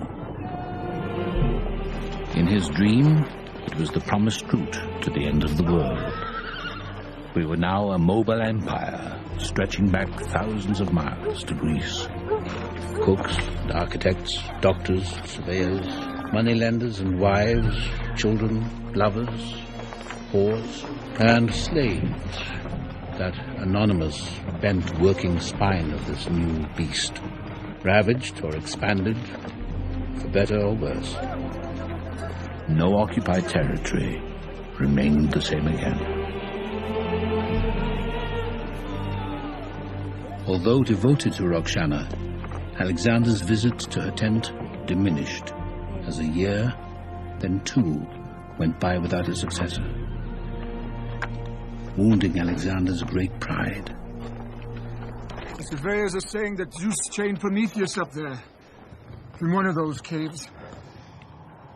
They say there's a giant eagle's nest just above it. Suppose he drops down each night to peck out poor Prometheus's liver. You remember what Aristotle told us of these mountains? Yes, I do. But when we reach these heights, we'd look back and see Macedonia to the west, and the outer ocean to the east.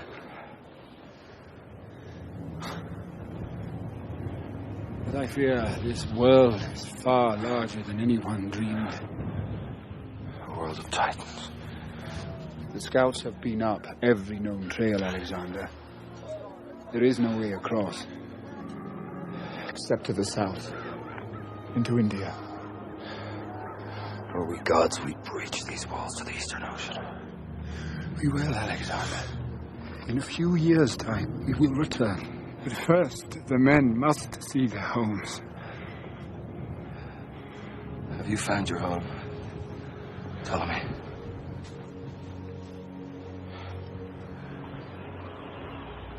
More and more, I think it will be Alexandria.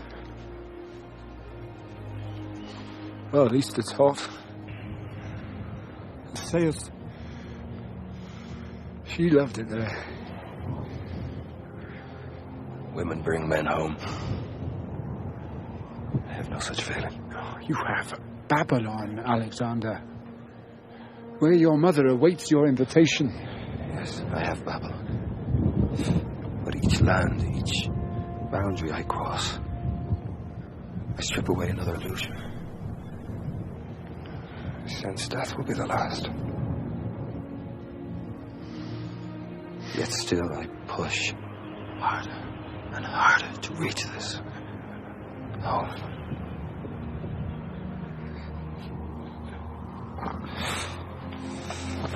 Where has our eagle gone? We must go on, Ptolemy, until we find an end.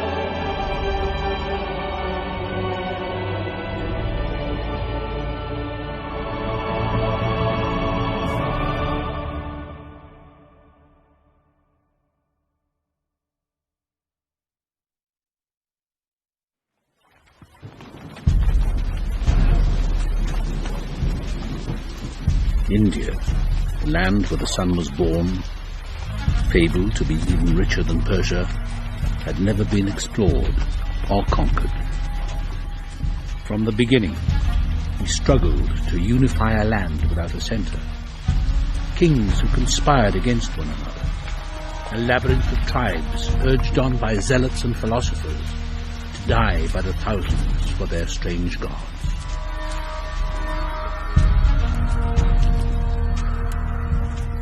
We saw things we'd never dreamed and could hardly describe. We saw birds that could talk and men that couldn't. Craterus and the advanced party fought against men with hairy skins who were tiny and lived in the tops of trees.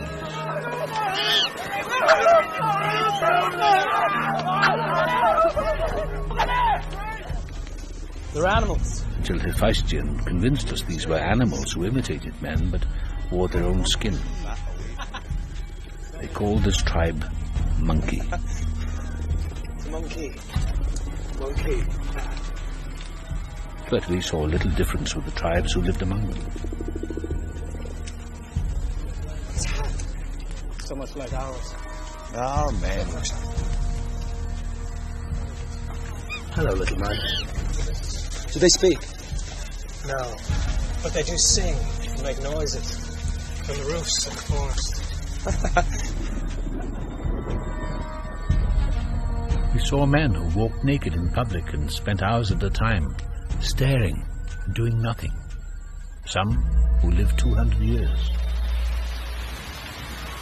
And then there was the rain.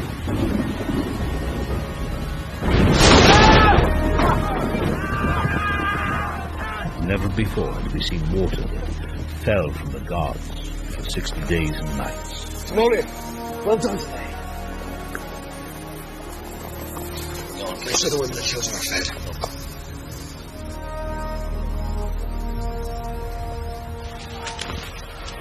You know better, McCain. What's your son going to say? Come on, man. The older you get, the stronger. Hey, great king. You're my horse, Alexander. I'll be with you at your side.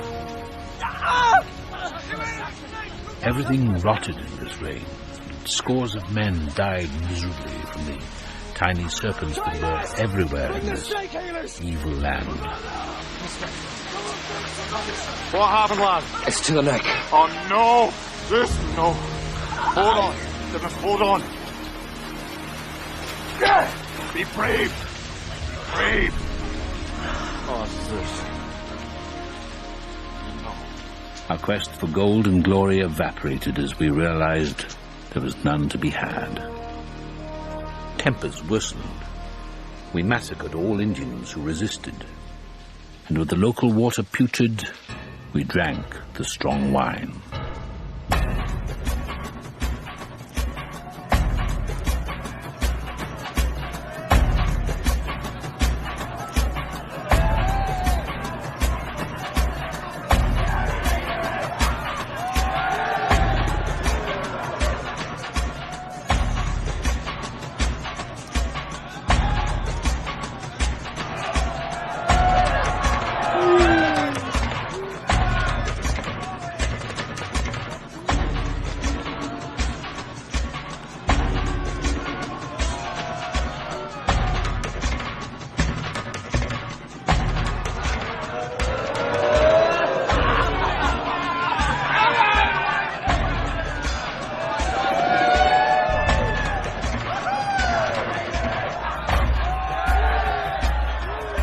As we moved south and east, Alexander often returned the lands we conquered to their defeated kings, so as to make them allies.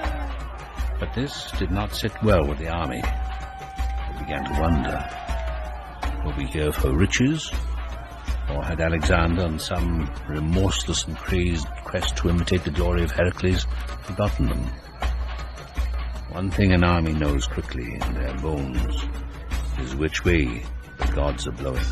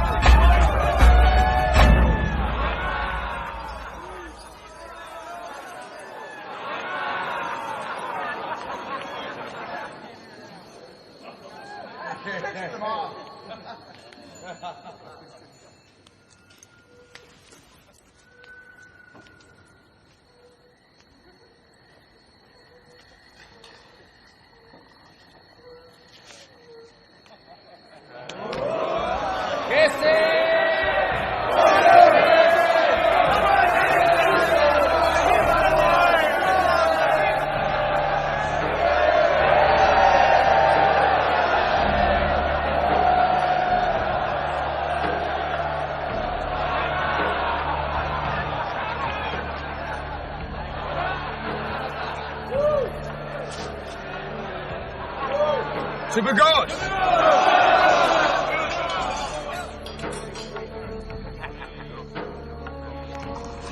And to my mother's god, Dionysus. Who we're told by our Indian allies travelled here before Heracles, some 6,000 years ago, to a hero.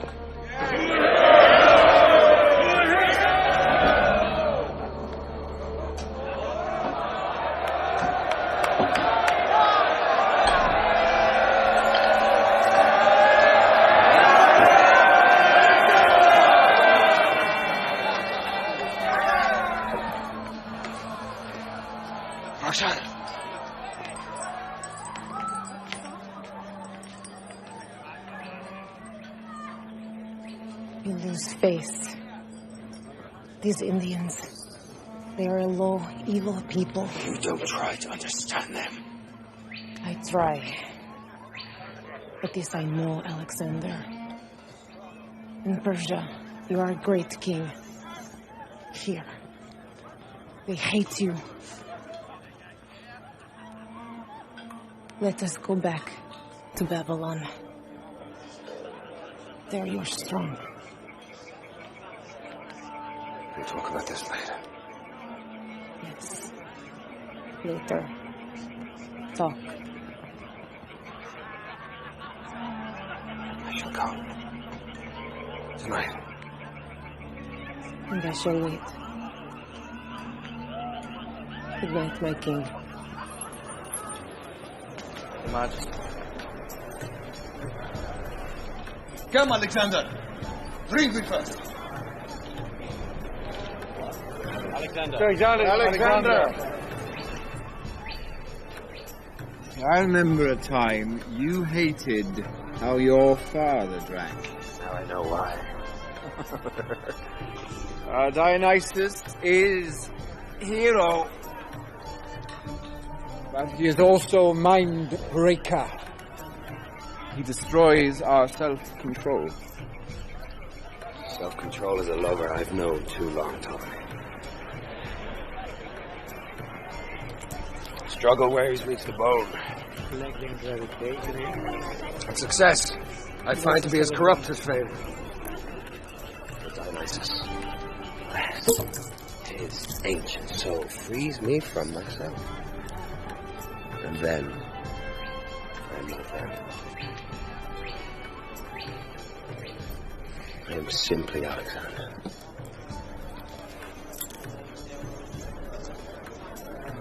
A toast to the gods!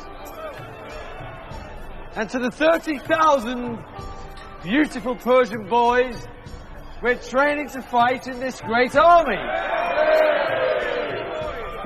And to the memory of Philip, had he lived to see his Macedonians transformed into such a pretty army.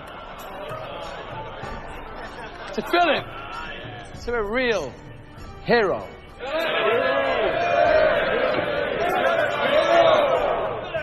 To Clitus and his new appointment as satrap of Bactria. A fancy way of putting it, Ptolemy. But we all know what a pension and an exile is after 30 years' service. Exile? From what, Clitus? From my home, Alexander, Macedonia. You could have asked me where I wanted to spend the rest of my life. You call governing this major province exile? Has your Majesty given any of his closest companions a province so far from home? Then you won't make a very good satrap, will you, Clitus? So be it. Let me rot in Macedonian rags rather than shine in Eastern pomp. I won't quake and bow down like the sycophants you have around you. Hephaestion, Nearchus, Perdiccas. Hey! As governor of one of our most Asian of satrapies, Clitus, does it not occur to you that if my Persian subjects bow down before me, it's important for them to do so? Do I insist on Greeks doing the same?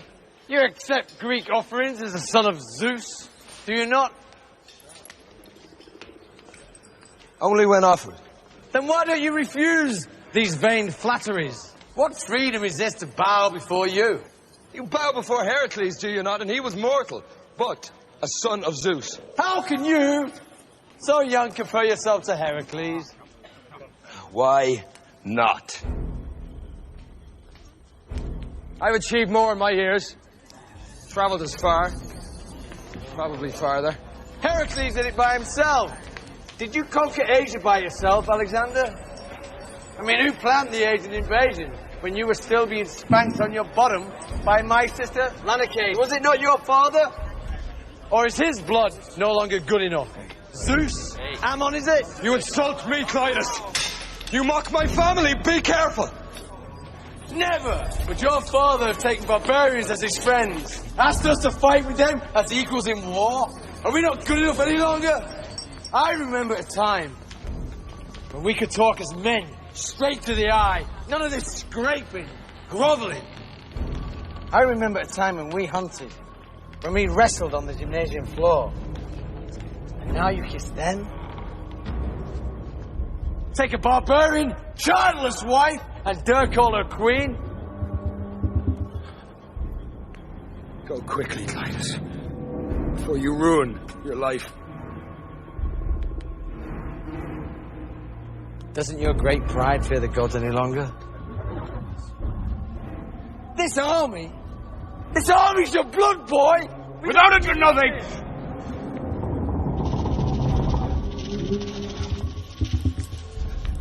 You no longer serve the purpose of this march! Get him from my sight! I don't understand your purpose! What was I serving? On a savior puppy life at Gargamella! Were you Zeus's boy? Or have I left you to die in the duster? Do you think we'd be forced now to mate with brown apes? Alexander! Turn out the guards! Arrest him for treason!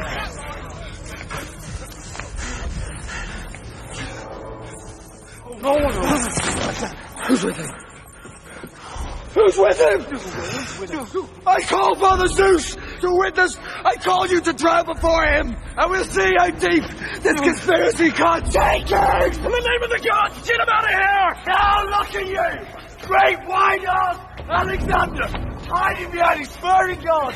Oh! Are you too great to remember whose life was served by me?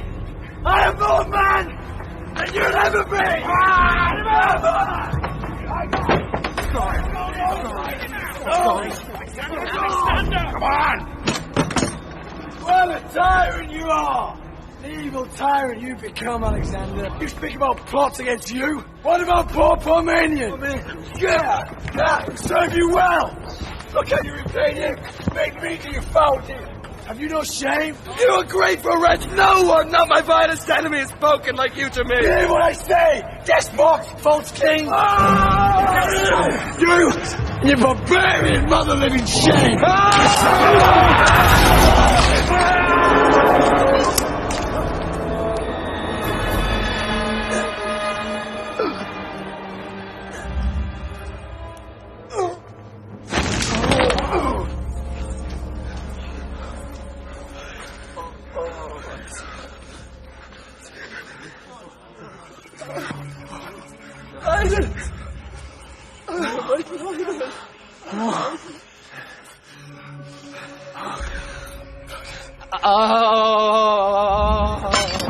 Let me pass. Nonconento, Your Highness. I am the queen.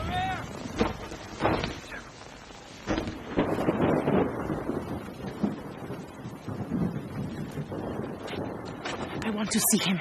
I've waited 3 days. He says none. Not even you. He needs me. No, he doesn't. And he needs you. Hephaestion, you make a mistake. The army grows restless, questioning. Alexander. They need your reassurance. Yes. Like an old lover, they forgive, but they will never forget. He was an aging drunk. He was my friend. Sister Lanake nursed me. And how did I repay her? 2 brothers dead fighting, and by my own hands, her last remaining blood. What will she do but weep on the day of my birth? Come, you know more than any great deeds are done by men who took and never regretted. Dear Alexander, pity and grief will only destroy you. Have I become so arrogant that I am blind?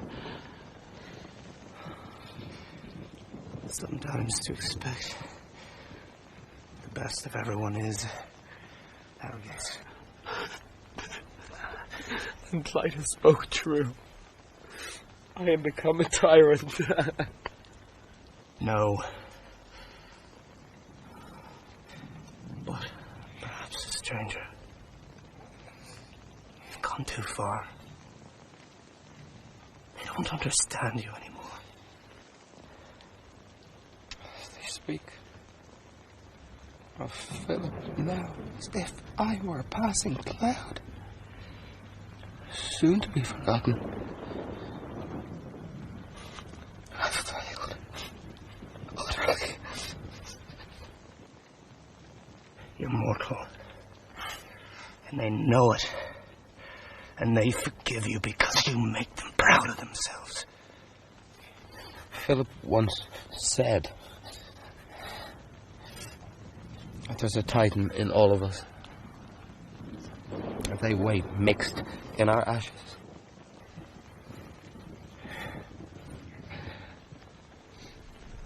It wasn't because of the one I killed. It was because I wanted to.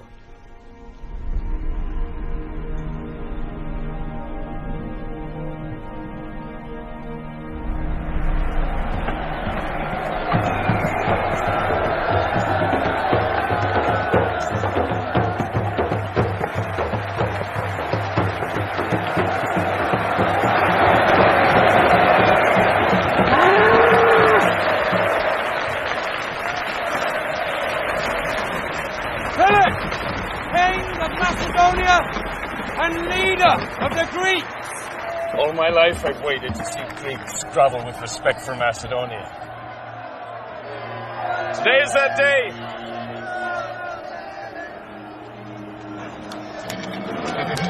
They say already, Philip is a great general, but Alexander is simply great. But if you ever insult me again, I'll kill you.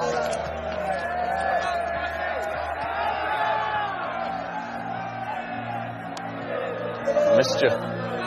In the spring, Persia. You command my horse from the right. I'm honored, Father. I wouldn't miss it for all the gold in the world. Which one day you'll have.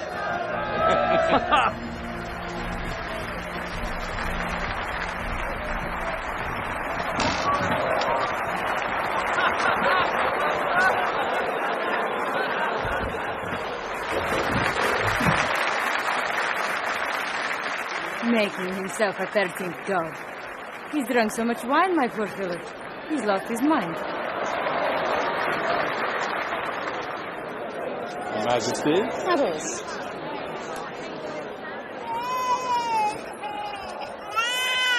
I hope the prince is enjoying the spectacle as much as our regent. He's very tired.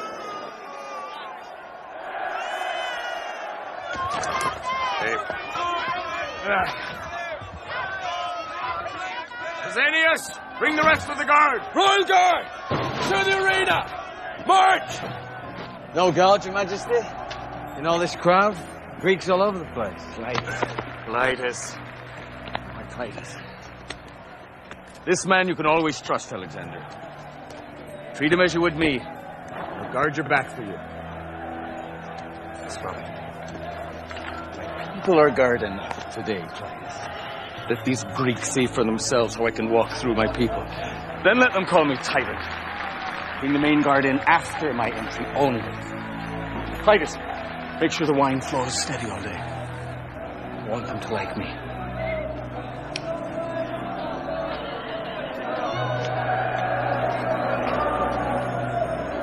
Weren't you told? I go in alone. Follow with the main guard.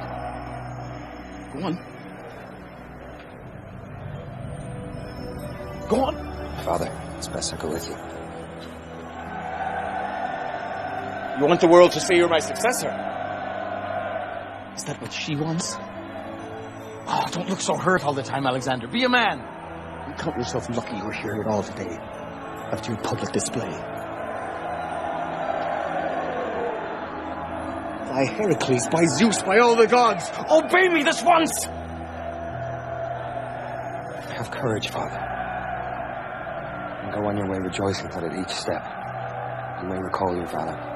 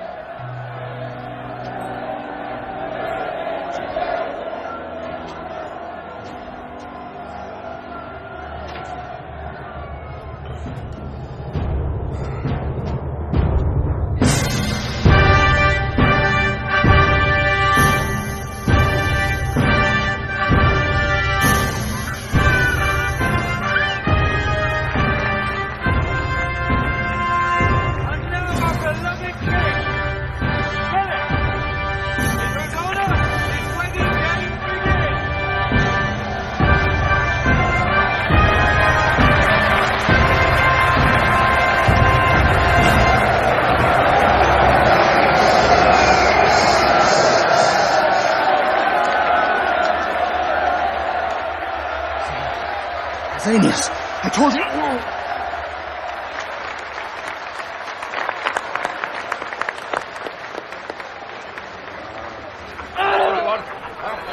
Who's your new friend?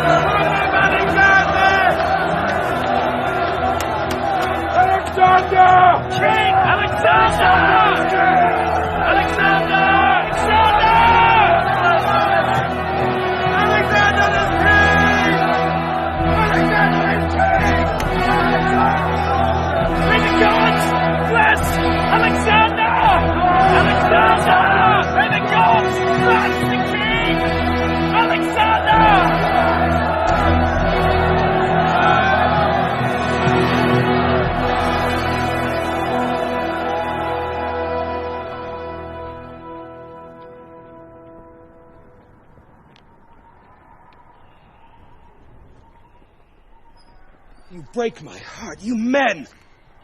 Afraid! Of course you have fears. We all have fears. Because no one has ever gone this far before. And now we are weeks. from the encircling ocean, our route home. We'll build a fleet of ships and sail all the way back down the Nile to Egypt. And from Alexandria, we shall be home within weeks. There to be reunited with our loved ones, to share our great treasures and tales of Asia, and to enjoy our imperishable glory to the ends of time. Follow Alexander!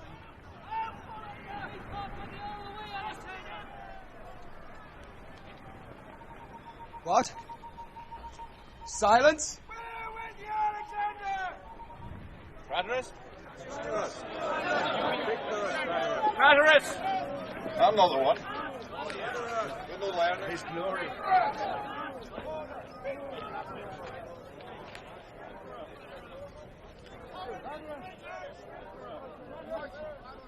My king, I'm a fighting man. I don't like no belly aching. I won't tolerate in any of my units. I lost many a man. Young ones never been with a woman.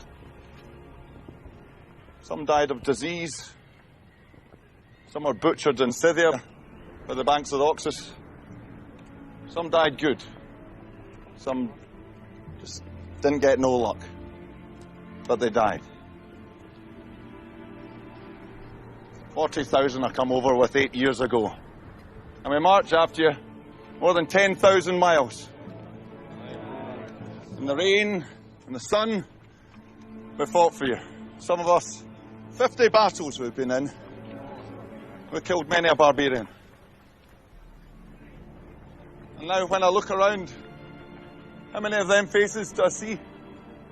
And now you want us to fight more of these crazy monkey tribes east of here. We hear talk of thousands of these elephant monsters. Across 100 more rivers. Cratterus! Good Cratterus. Who better than you to speak? Most noble of men. But you know there's no part of me without a scar or a bone broken. By sword, knife, stone, catapult, and club, I've shared every hardship with all of you. And you have, my king, and we'll love you for it. But by Zeus, too many have died. You have no children, Alexander. And we're just humble men. We seek no disturbance with the gods. All we wish for is to see our children and our wives and our grandchildren one last time before we join our brothers in that dark house they call Hades. Yes. You're right, Cratterus. I have been negligent. I should have sent you veterans home sooner, and I will. The first of you shall be the Silver Shields. And then every man who served 7 years, with full pensions from our treasury. And respected, rich, loved. You'll be treated by your wives and children as heroes for the rest of your lives.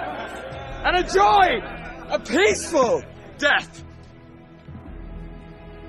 But you dream, Cratterus! Your simplicity long ended when you took Persian mistresses and children, and you thickened your holdings with plunder and jewels. Because you've fallen in love with all the things in life that destroy men. Do you not see? And you, as well as I, know that as the years decline, and the memories stale, and all your great victories fade, it will always be remembered. You left your king in Asia, for I will go on with my Asians. To the jackals for you then, Alexander. We come for you, and you just stir us. Alexander! Time of glory! Want to see our wives and children before we die? Guts of the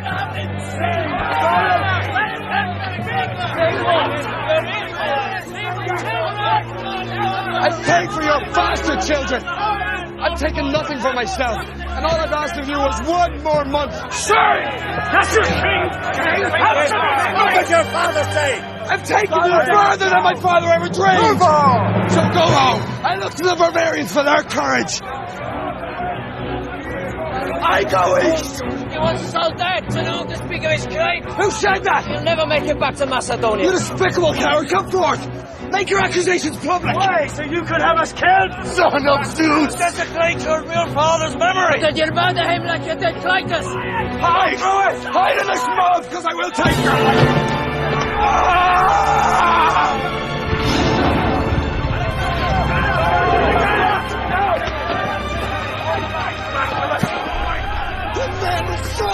My honor, my paternity! Arrest him! And him! Yes! And you, this loudmouth Demetrius! You call me murderer! I have no such blood on my hands! Back off! Yes, you know the pain of treason. Archaeus! You mock my shame for Clytus and you tell me that I was on the hair of my father's head. Arrest him! After all I've done for you, you swine! You cowards! Traitors! Stand! Come on then! Where are your daggers? In smashing the mutiny and executing the ringleaders, he did nothing, to my mind, that any general in wartime would not have done. That clearly the army was divided, that Alexander was no longer beloved by all. But he drove on, south to the outer ocean. I confess the disappointment, especially on these reports of your taking on eastern ways. Beware how these manners inflame the senses with pride. However, I have lived long enough now to question when so many others invest such emotion in their disrespect for you. I can only hope that you continue what you began as the boy I knew at 12. Be that man always, Alexander, and you will not slip. And perhaps you will prove this old materialist, as you always thought me, a dreamer after all.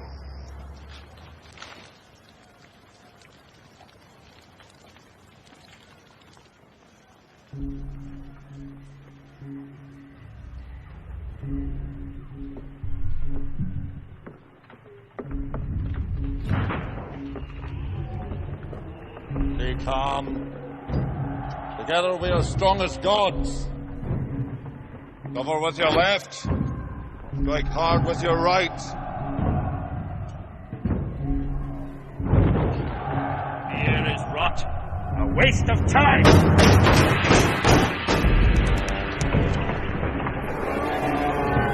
Look, shields! Battle positions!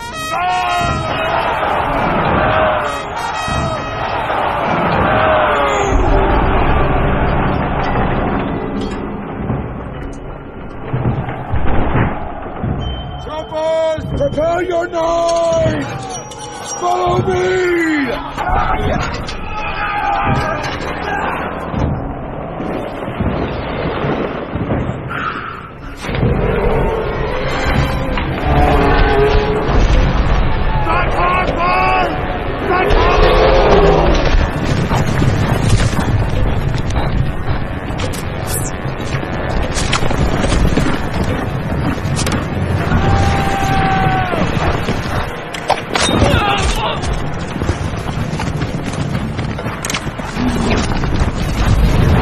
Macedonians! Why do you hang back? Hurry!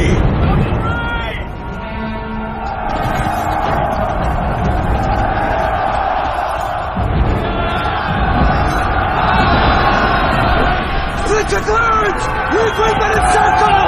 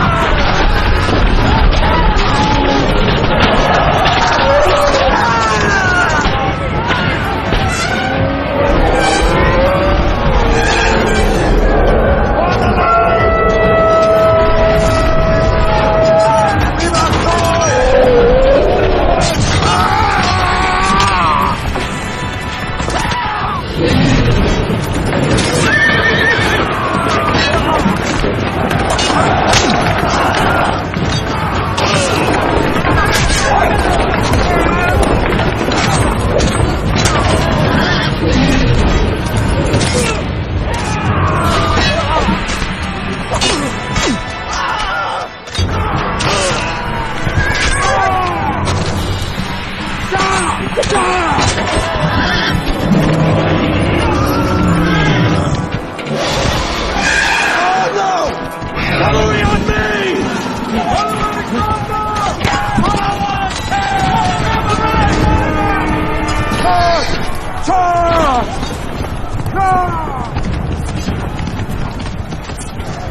The phalanx is in jeopardy! Menjager, write to Farnakes and tell him return to the center at once! Yes, Lucius, find a fight scene at the riverbank and bring all cavalry to the center! Yes, we must reach Crothers before it's too late!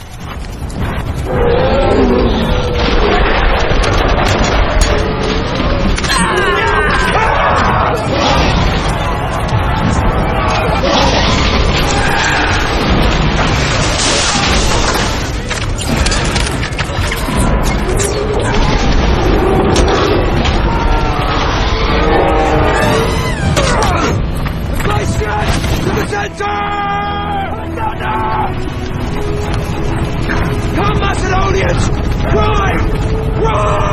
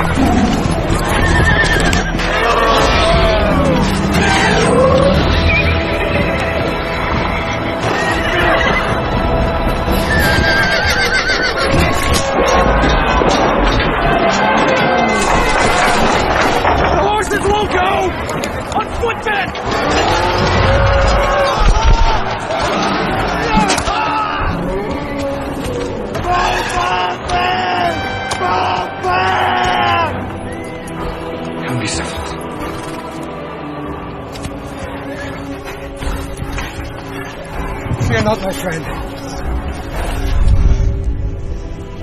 Shadows. 'Tis only some in shadow. Cephalus and Alexander. One last time. It's you and me. Isn't it a lovely thing to live with great courage and to die leaving an everlasting fame? Come, Macedonians! Why do you retreat? We want to live forever! In the name of Zeus, attack!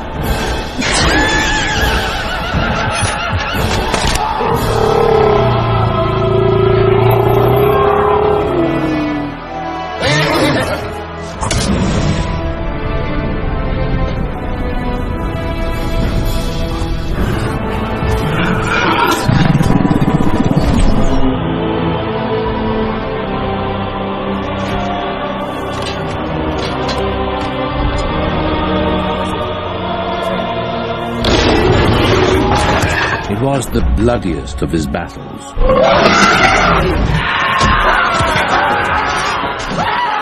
Pure butchery.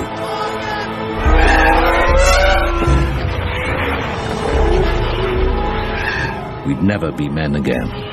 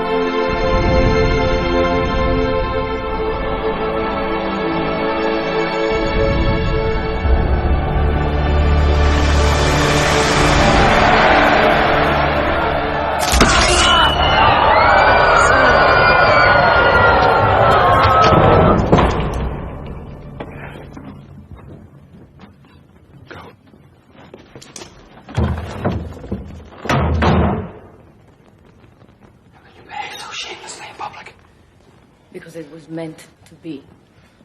This isn't how I wanted to become king. No one blames you. They blame me already behind my back. It's secret. Slander is not power. Shame is. Who killed my father? Tell me. Tell me, or shall I put you on trial for his murder? Hosseini. He had help! Did you help him?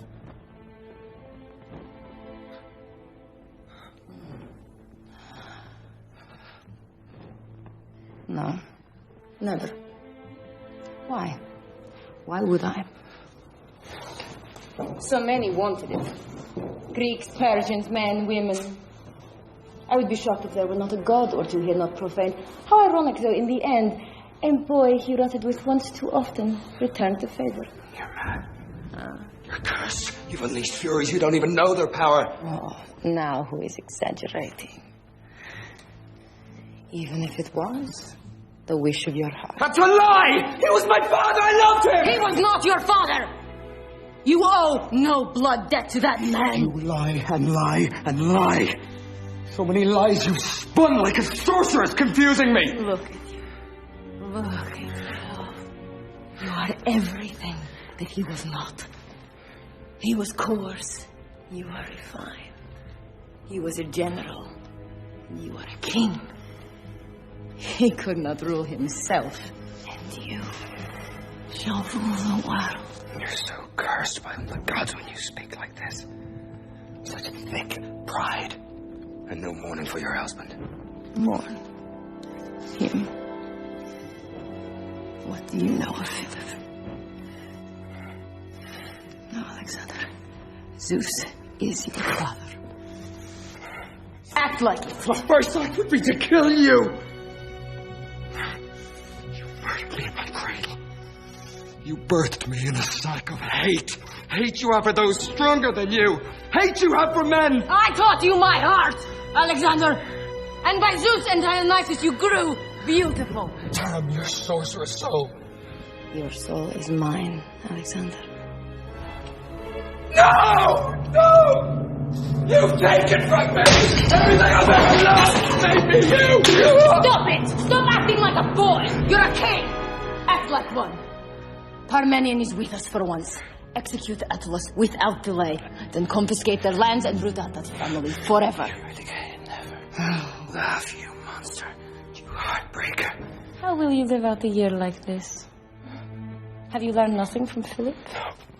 From you, mother. The best.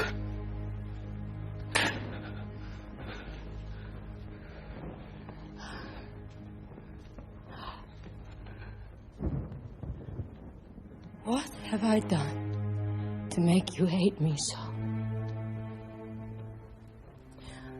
One day, you will understand this. But I have only you in my heart. I know what you need. Now is the time. The gods favor you. Great wealth, power, conquest, all you desire. The world is yours. Take it.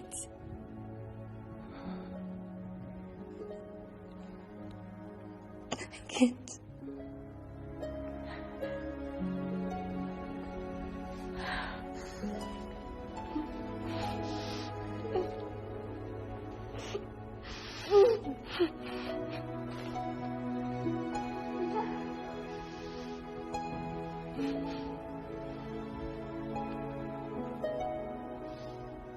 He never saw his mother again.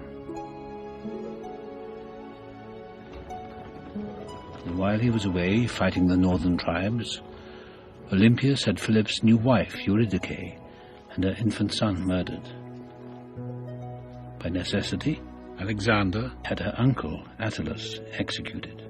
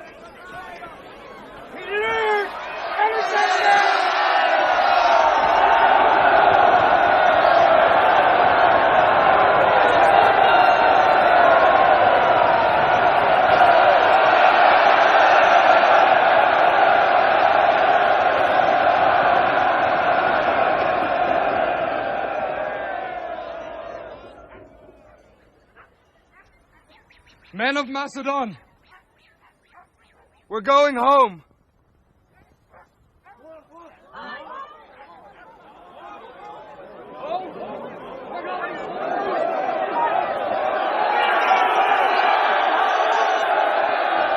We're going home.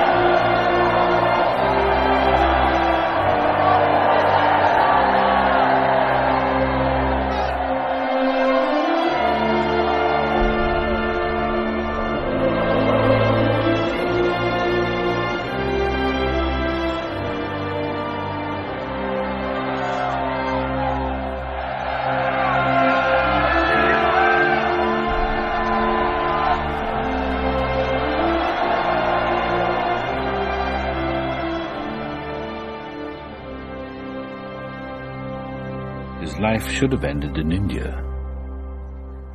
But that's myth.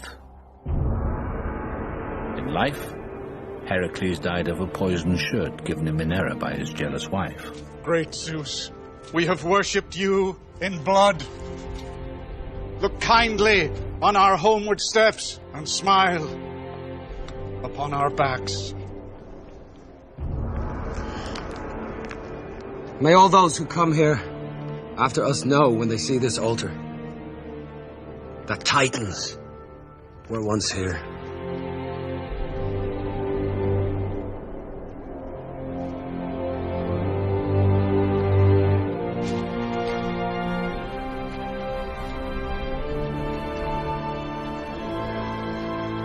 Making his devotions to the gods at the end of the great journey, Alexander bade the East farewell and marched his army directly west, across the great Gedrosin desert, seeking the shortest route home to Babylon. Here, he watched helplessly the cruel breaking of his army, not by any human foe, but by nature. To this day, there is no accounting of how many died. It was the worst blunder of his life. And when he finally re-entered Babylon after 6 years in the Far East, Alexander again seized the imagination of the world by taking 2 more wives. Now Alexander had 3 wives, 2 lovers, a contentious mother in a turbulent Greece, satraps of dubious loyalty in several provinces, generals questioning his every decision, and beneath it all, a restive new army made up of 10 Asians for every Greek, all held together by one slender thread. I took another reading, Your Majesty. The harbour can only be dredged to 20 feet. Then get me a second opinion from the Phoenicians. I tell you it goes deeper. Alexander, we're well over 12,000 talents on wood alone for the fleet. You please, And our armor costs us staggering. Cast another die, we shall battle. How? Our treasuries. With our future, Cassandra. The best capital we have. Even so, Your Majesty, I seriously doubt the Phoenicians can make a timber quota in time. Perhaps we could sail with fewer ships, or delay until the spring. There will be no delays, Nearchus. Follow me. How goes our library? Trees are falling as we speak, Your Majesty. Good. We must not forget our libraries. All the Alexanders we have, I want libraries.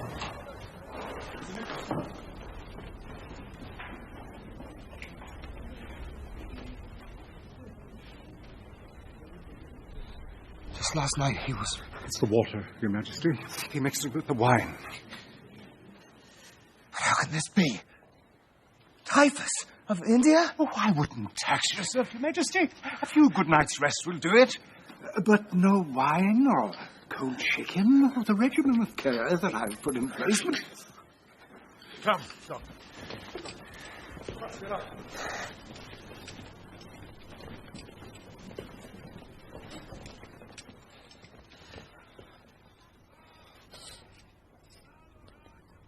I feel better. Soon I'll be up. We leave for Arabia in the spring, and I couldn't leave without you. Arabia. You used to dress me up like a sheik. Wave your wooden scimitar. You were the only one who'd never let me win. The only one who's ever been honest with me. You saved me from myself. Please don't leave me, Hephaestion.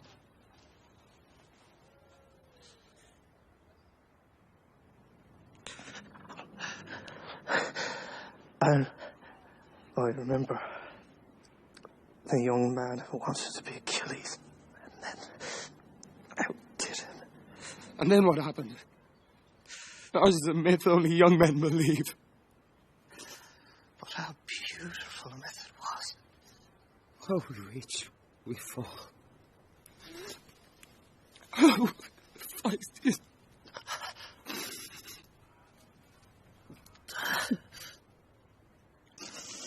I worry for you without me. I am nothing without you. Come, fight, Hephaestion. We will die together. We'll have children with our wives, and our sons will play together as we once did. 1,000 ships will launch from here, Hephaestion. We'll round Arabia and sail up the Gulf to Egypt. From there, we'll build a channel through the desert and out to the Middle Sea. And then we'll move on Carthage. And that great island, Sicily, they'll pay large tribute. After that, the Roman tribe, good fighters, will beat them. And then explore the northern forests. And out the pillars of Hercules to the Western Ocean. And then one day, populations will mix and travel freely. Asia and Europe will come together. And we'll grow old, Hephaestion. looking out our balcony at this new world.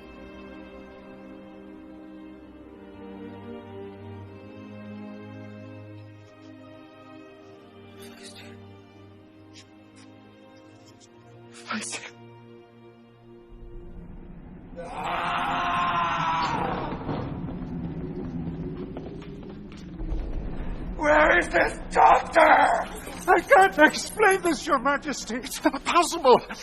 I swear by Apollo. Execute him! Oh! Take him out now and execute him! Come away, liars! Liars! Them all of you! Get out now!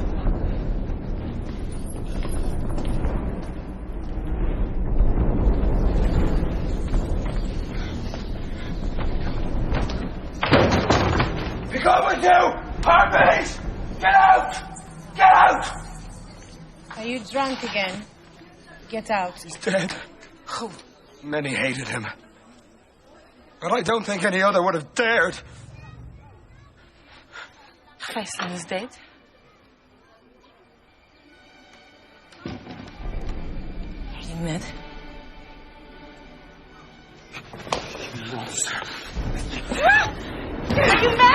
You take from me all that I've ever loved, and all the furies 2 times. I'm your miserable heart, baby. I have a child, Alexander.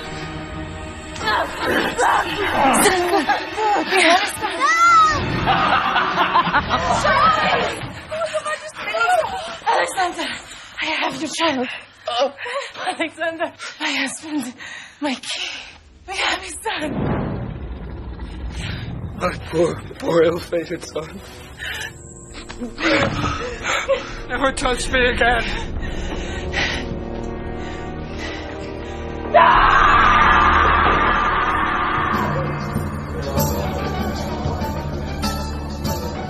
One last toast! For the dawn.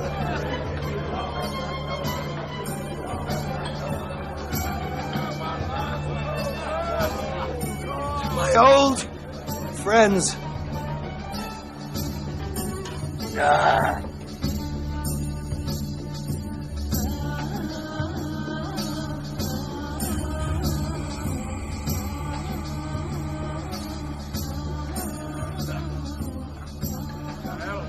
And to the myths. The myths.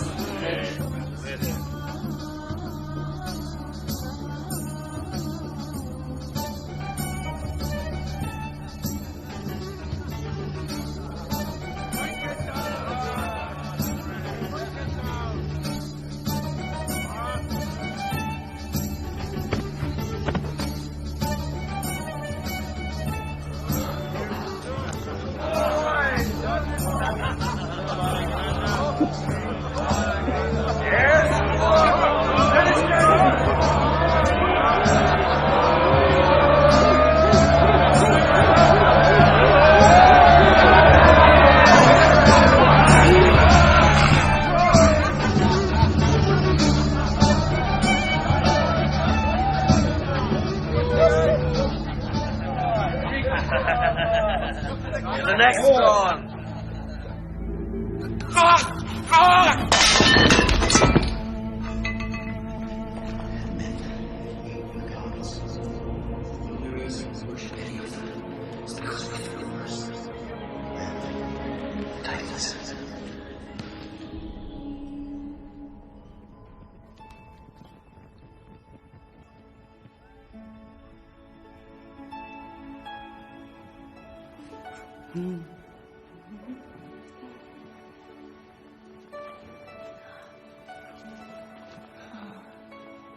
My little Achilles.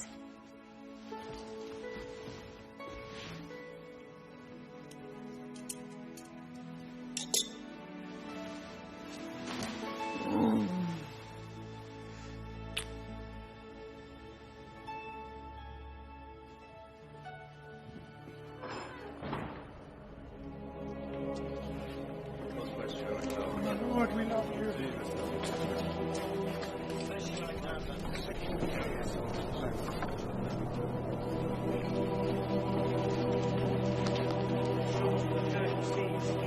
My lord, these herbs are from Delphi. They saved my brother at Gilum. Bless your soul. Thank you. Love you, Alexander.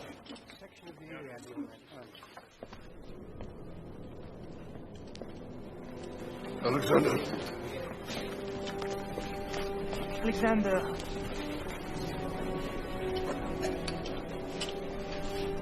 We love you, Alexander. And your seed. Keep moving, men.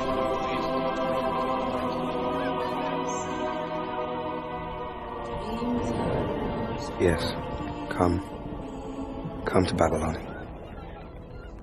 I await you, your only loving son.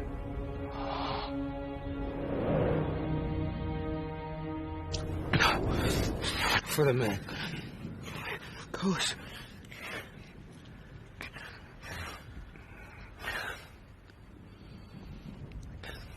Can you prop me up a little? It catches me.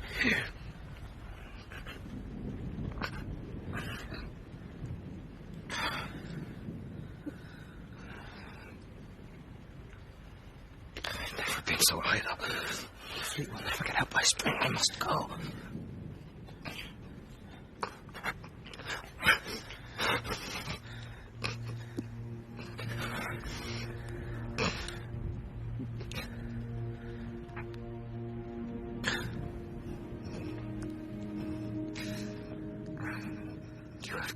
All. And you have given me the happiest times in my life, Alexander. Happy. What is happy?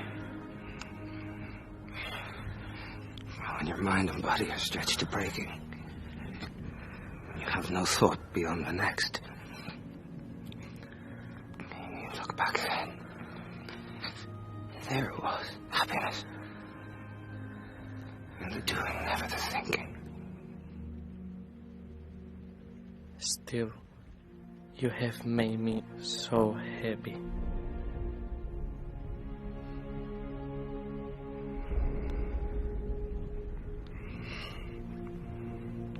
It is done, because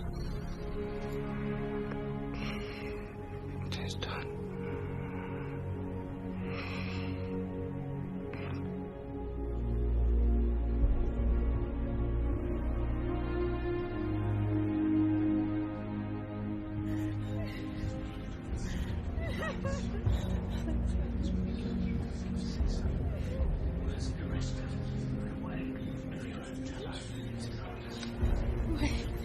We have a son, Alexander.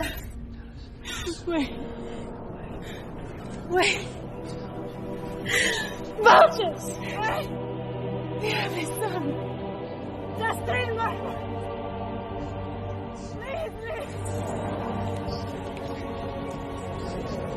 Alexander, the army will divide. Satrapies will revolt. Without your orders, there'll be war. We beg you, tell us who. Who will rule this great empire if you leave us? Who do you want, Alexander? We beg you, tell us who. Nothing comes right.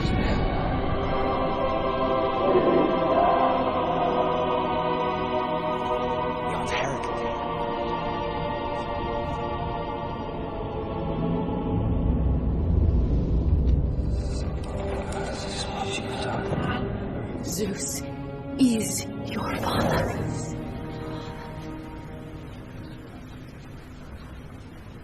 Who will it be? Pray tell us who. What did he say? To the best. He said to the best. No, he said to Kratos. To Kratos? Why would he say Kratos?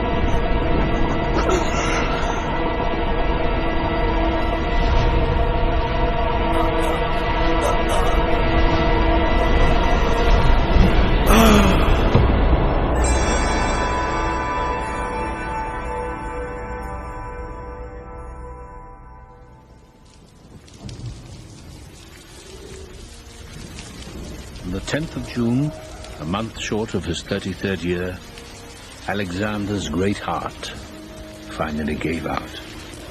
And, as he vowed, he joined Hephaestion. But in his short life, he achieved, without doubt, the mythic glory of his ancestor Achilles, and more.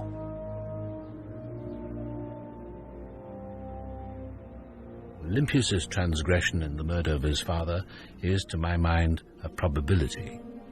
His, a burden. Alexander was too in love with glory for him to steal it.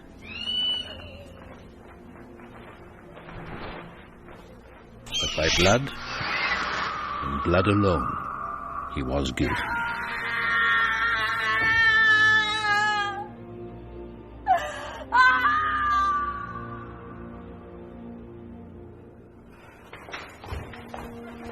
Hold the doors. The body stays in Babylon. The body belongs to Macedon. This book we just... Within hours, we were fighting like jackals for his corpse. The wars of the world had begun. 40 years, off and on, they endured. Cassander in Greece, Craterus and Antigonus in Western Asia, Seleucus and Perdiccas in the East, myself in Egypt, until we divided his empire in 4 parts. I think Alexander would have been disappointed in us. Naturally, rumors grew he'd been poisoned by one faction of his generals or another. But the truth in these matters has long since been driven from currency. Cassander saw to that with his fake diaries, painting Alexander as a sick and bloated drunk. Many believed to remove suspicion from himself. He certainly proved he had the temperament for politics and murder when 7 years later he executed Olympius, who met her death with great courage.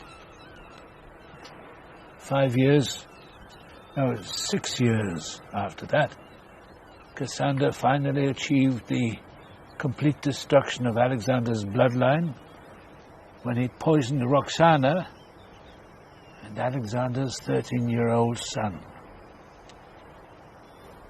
the true heir to the empire.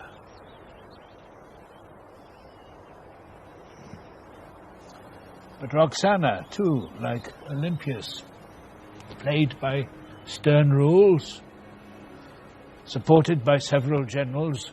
Days after Alexander's death, she had Statira poisoned. There was reason enough for some to believe she was the one behind Hephaestion's sudden demise, but this is unproven in my mind.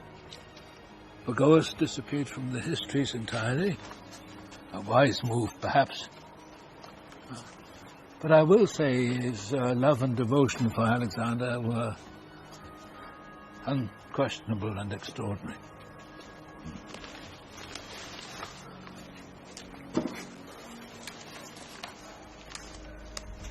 Now I am the keeper of his body, embalmed here in the Egyptian ways.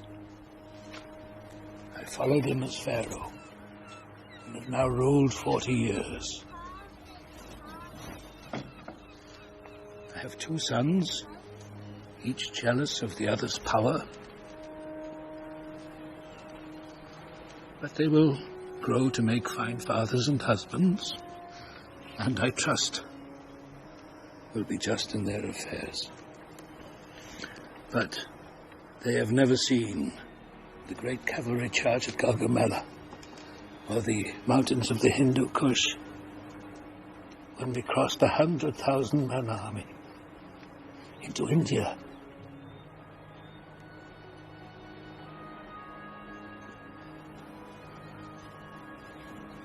He was a god, Cadmus, or as close as anything I've ever known. Tyrant, they yell so easily. I laugh. No tyrant ever gave back so much. Now what do they know of the world, these schoolboys? It takes strong men to rule. Alexander was more. He was Prometheus, a friend to man. He changed the world. Before him, there were tribes. And after him, all was possible. There was suddenly a sense the world could be ruled by one king and be better for all. 18 great Alexandrias he built across this world. It was an empire not of land and gold, Cadmus, but of the mind. It's a Hellenic civilization. Open to all.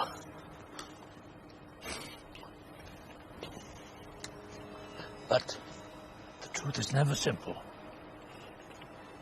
And yet it is. The truth is, we did kill him. By silence, we consented. Because we couldn't go on. What by errors did we have to look forward to, but to be discarded in the end, like Clitus? After all this time to give away our wealth to Asian sycophants we despised, mixing the races, harmony? Pah! Oh, he talked of these things.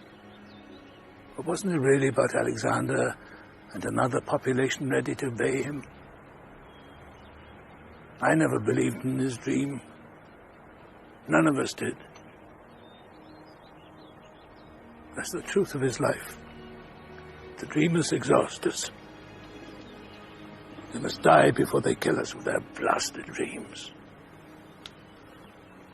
I'll just throw all that away, Cadmus. It's an old fool's rubbish. You shall write. He died of fever and a weakened condition. Yes, quite fatal. Oh, he could have stayed home in Macedonia, married, raised a family.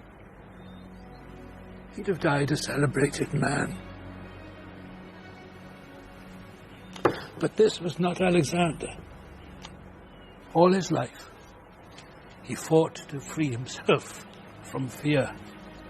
And by this, and this alone, he was made free. The freest man I've ever known. His tragedy was one of increasing loneliness and impatience with those who could not understand. And if his desire to reconcile Greek and barbarian ended in failure, what failure? His failure towered over other men's successes.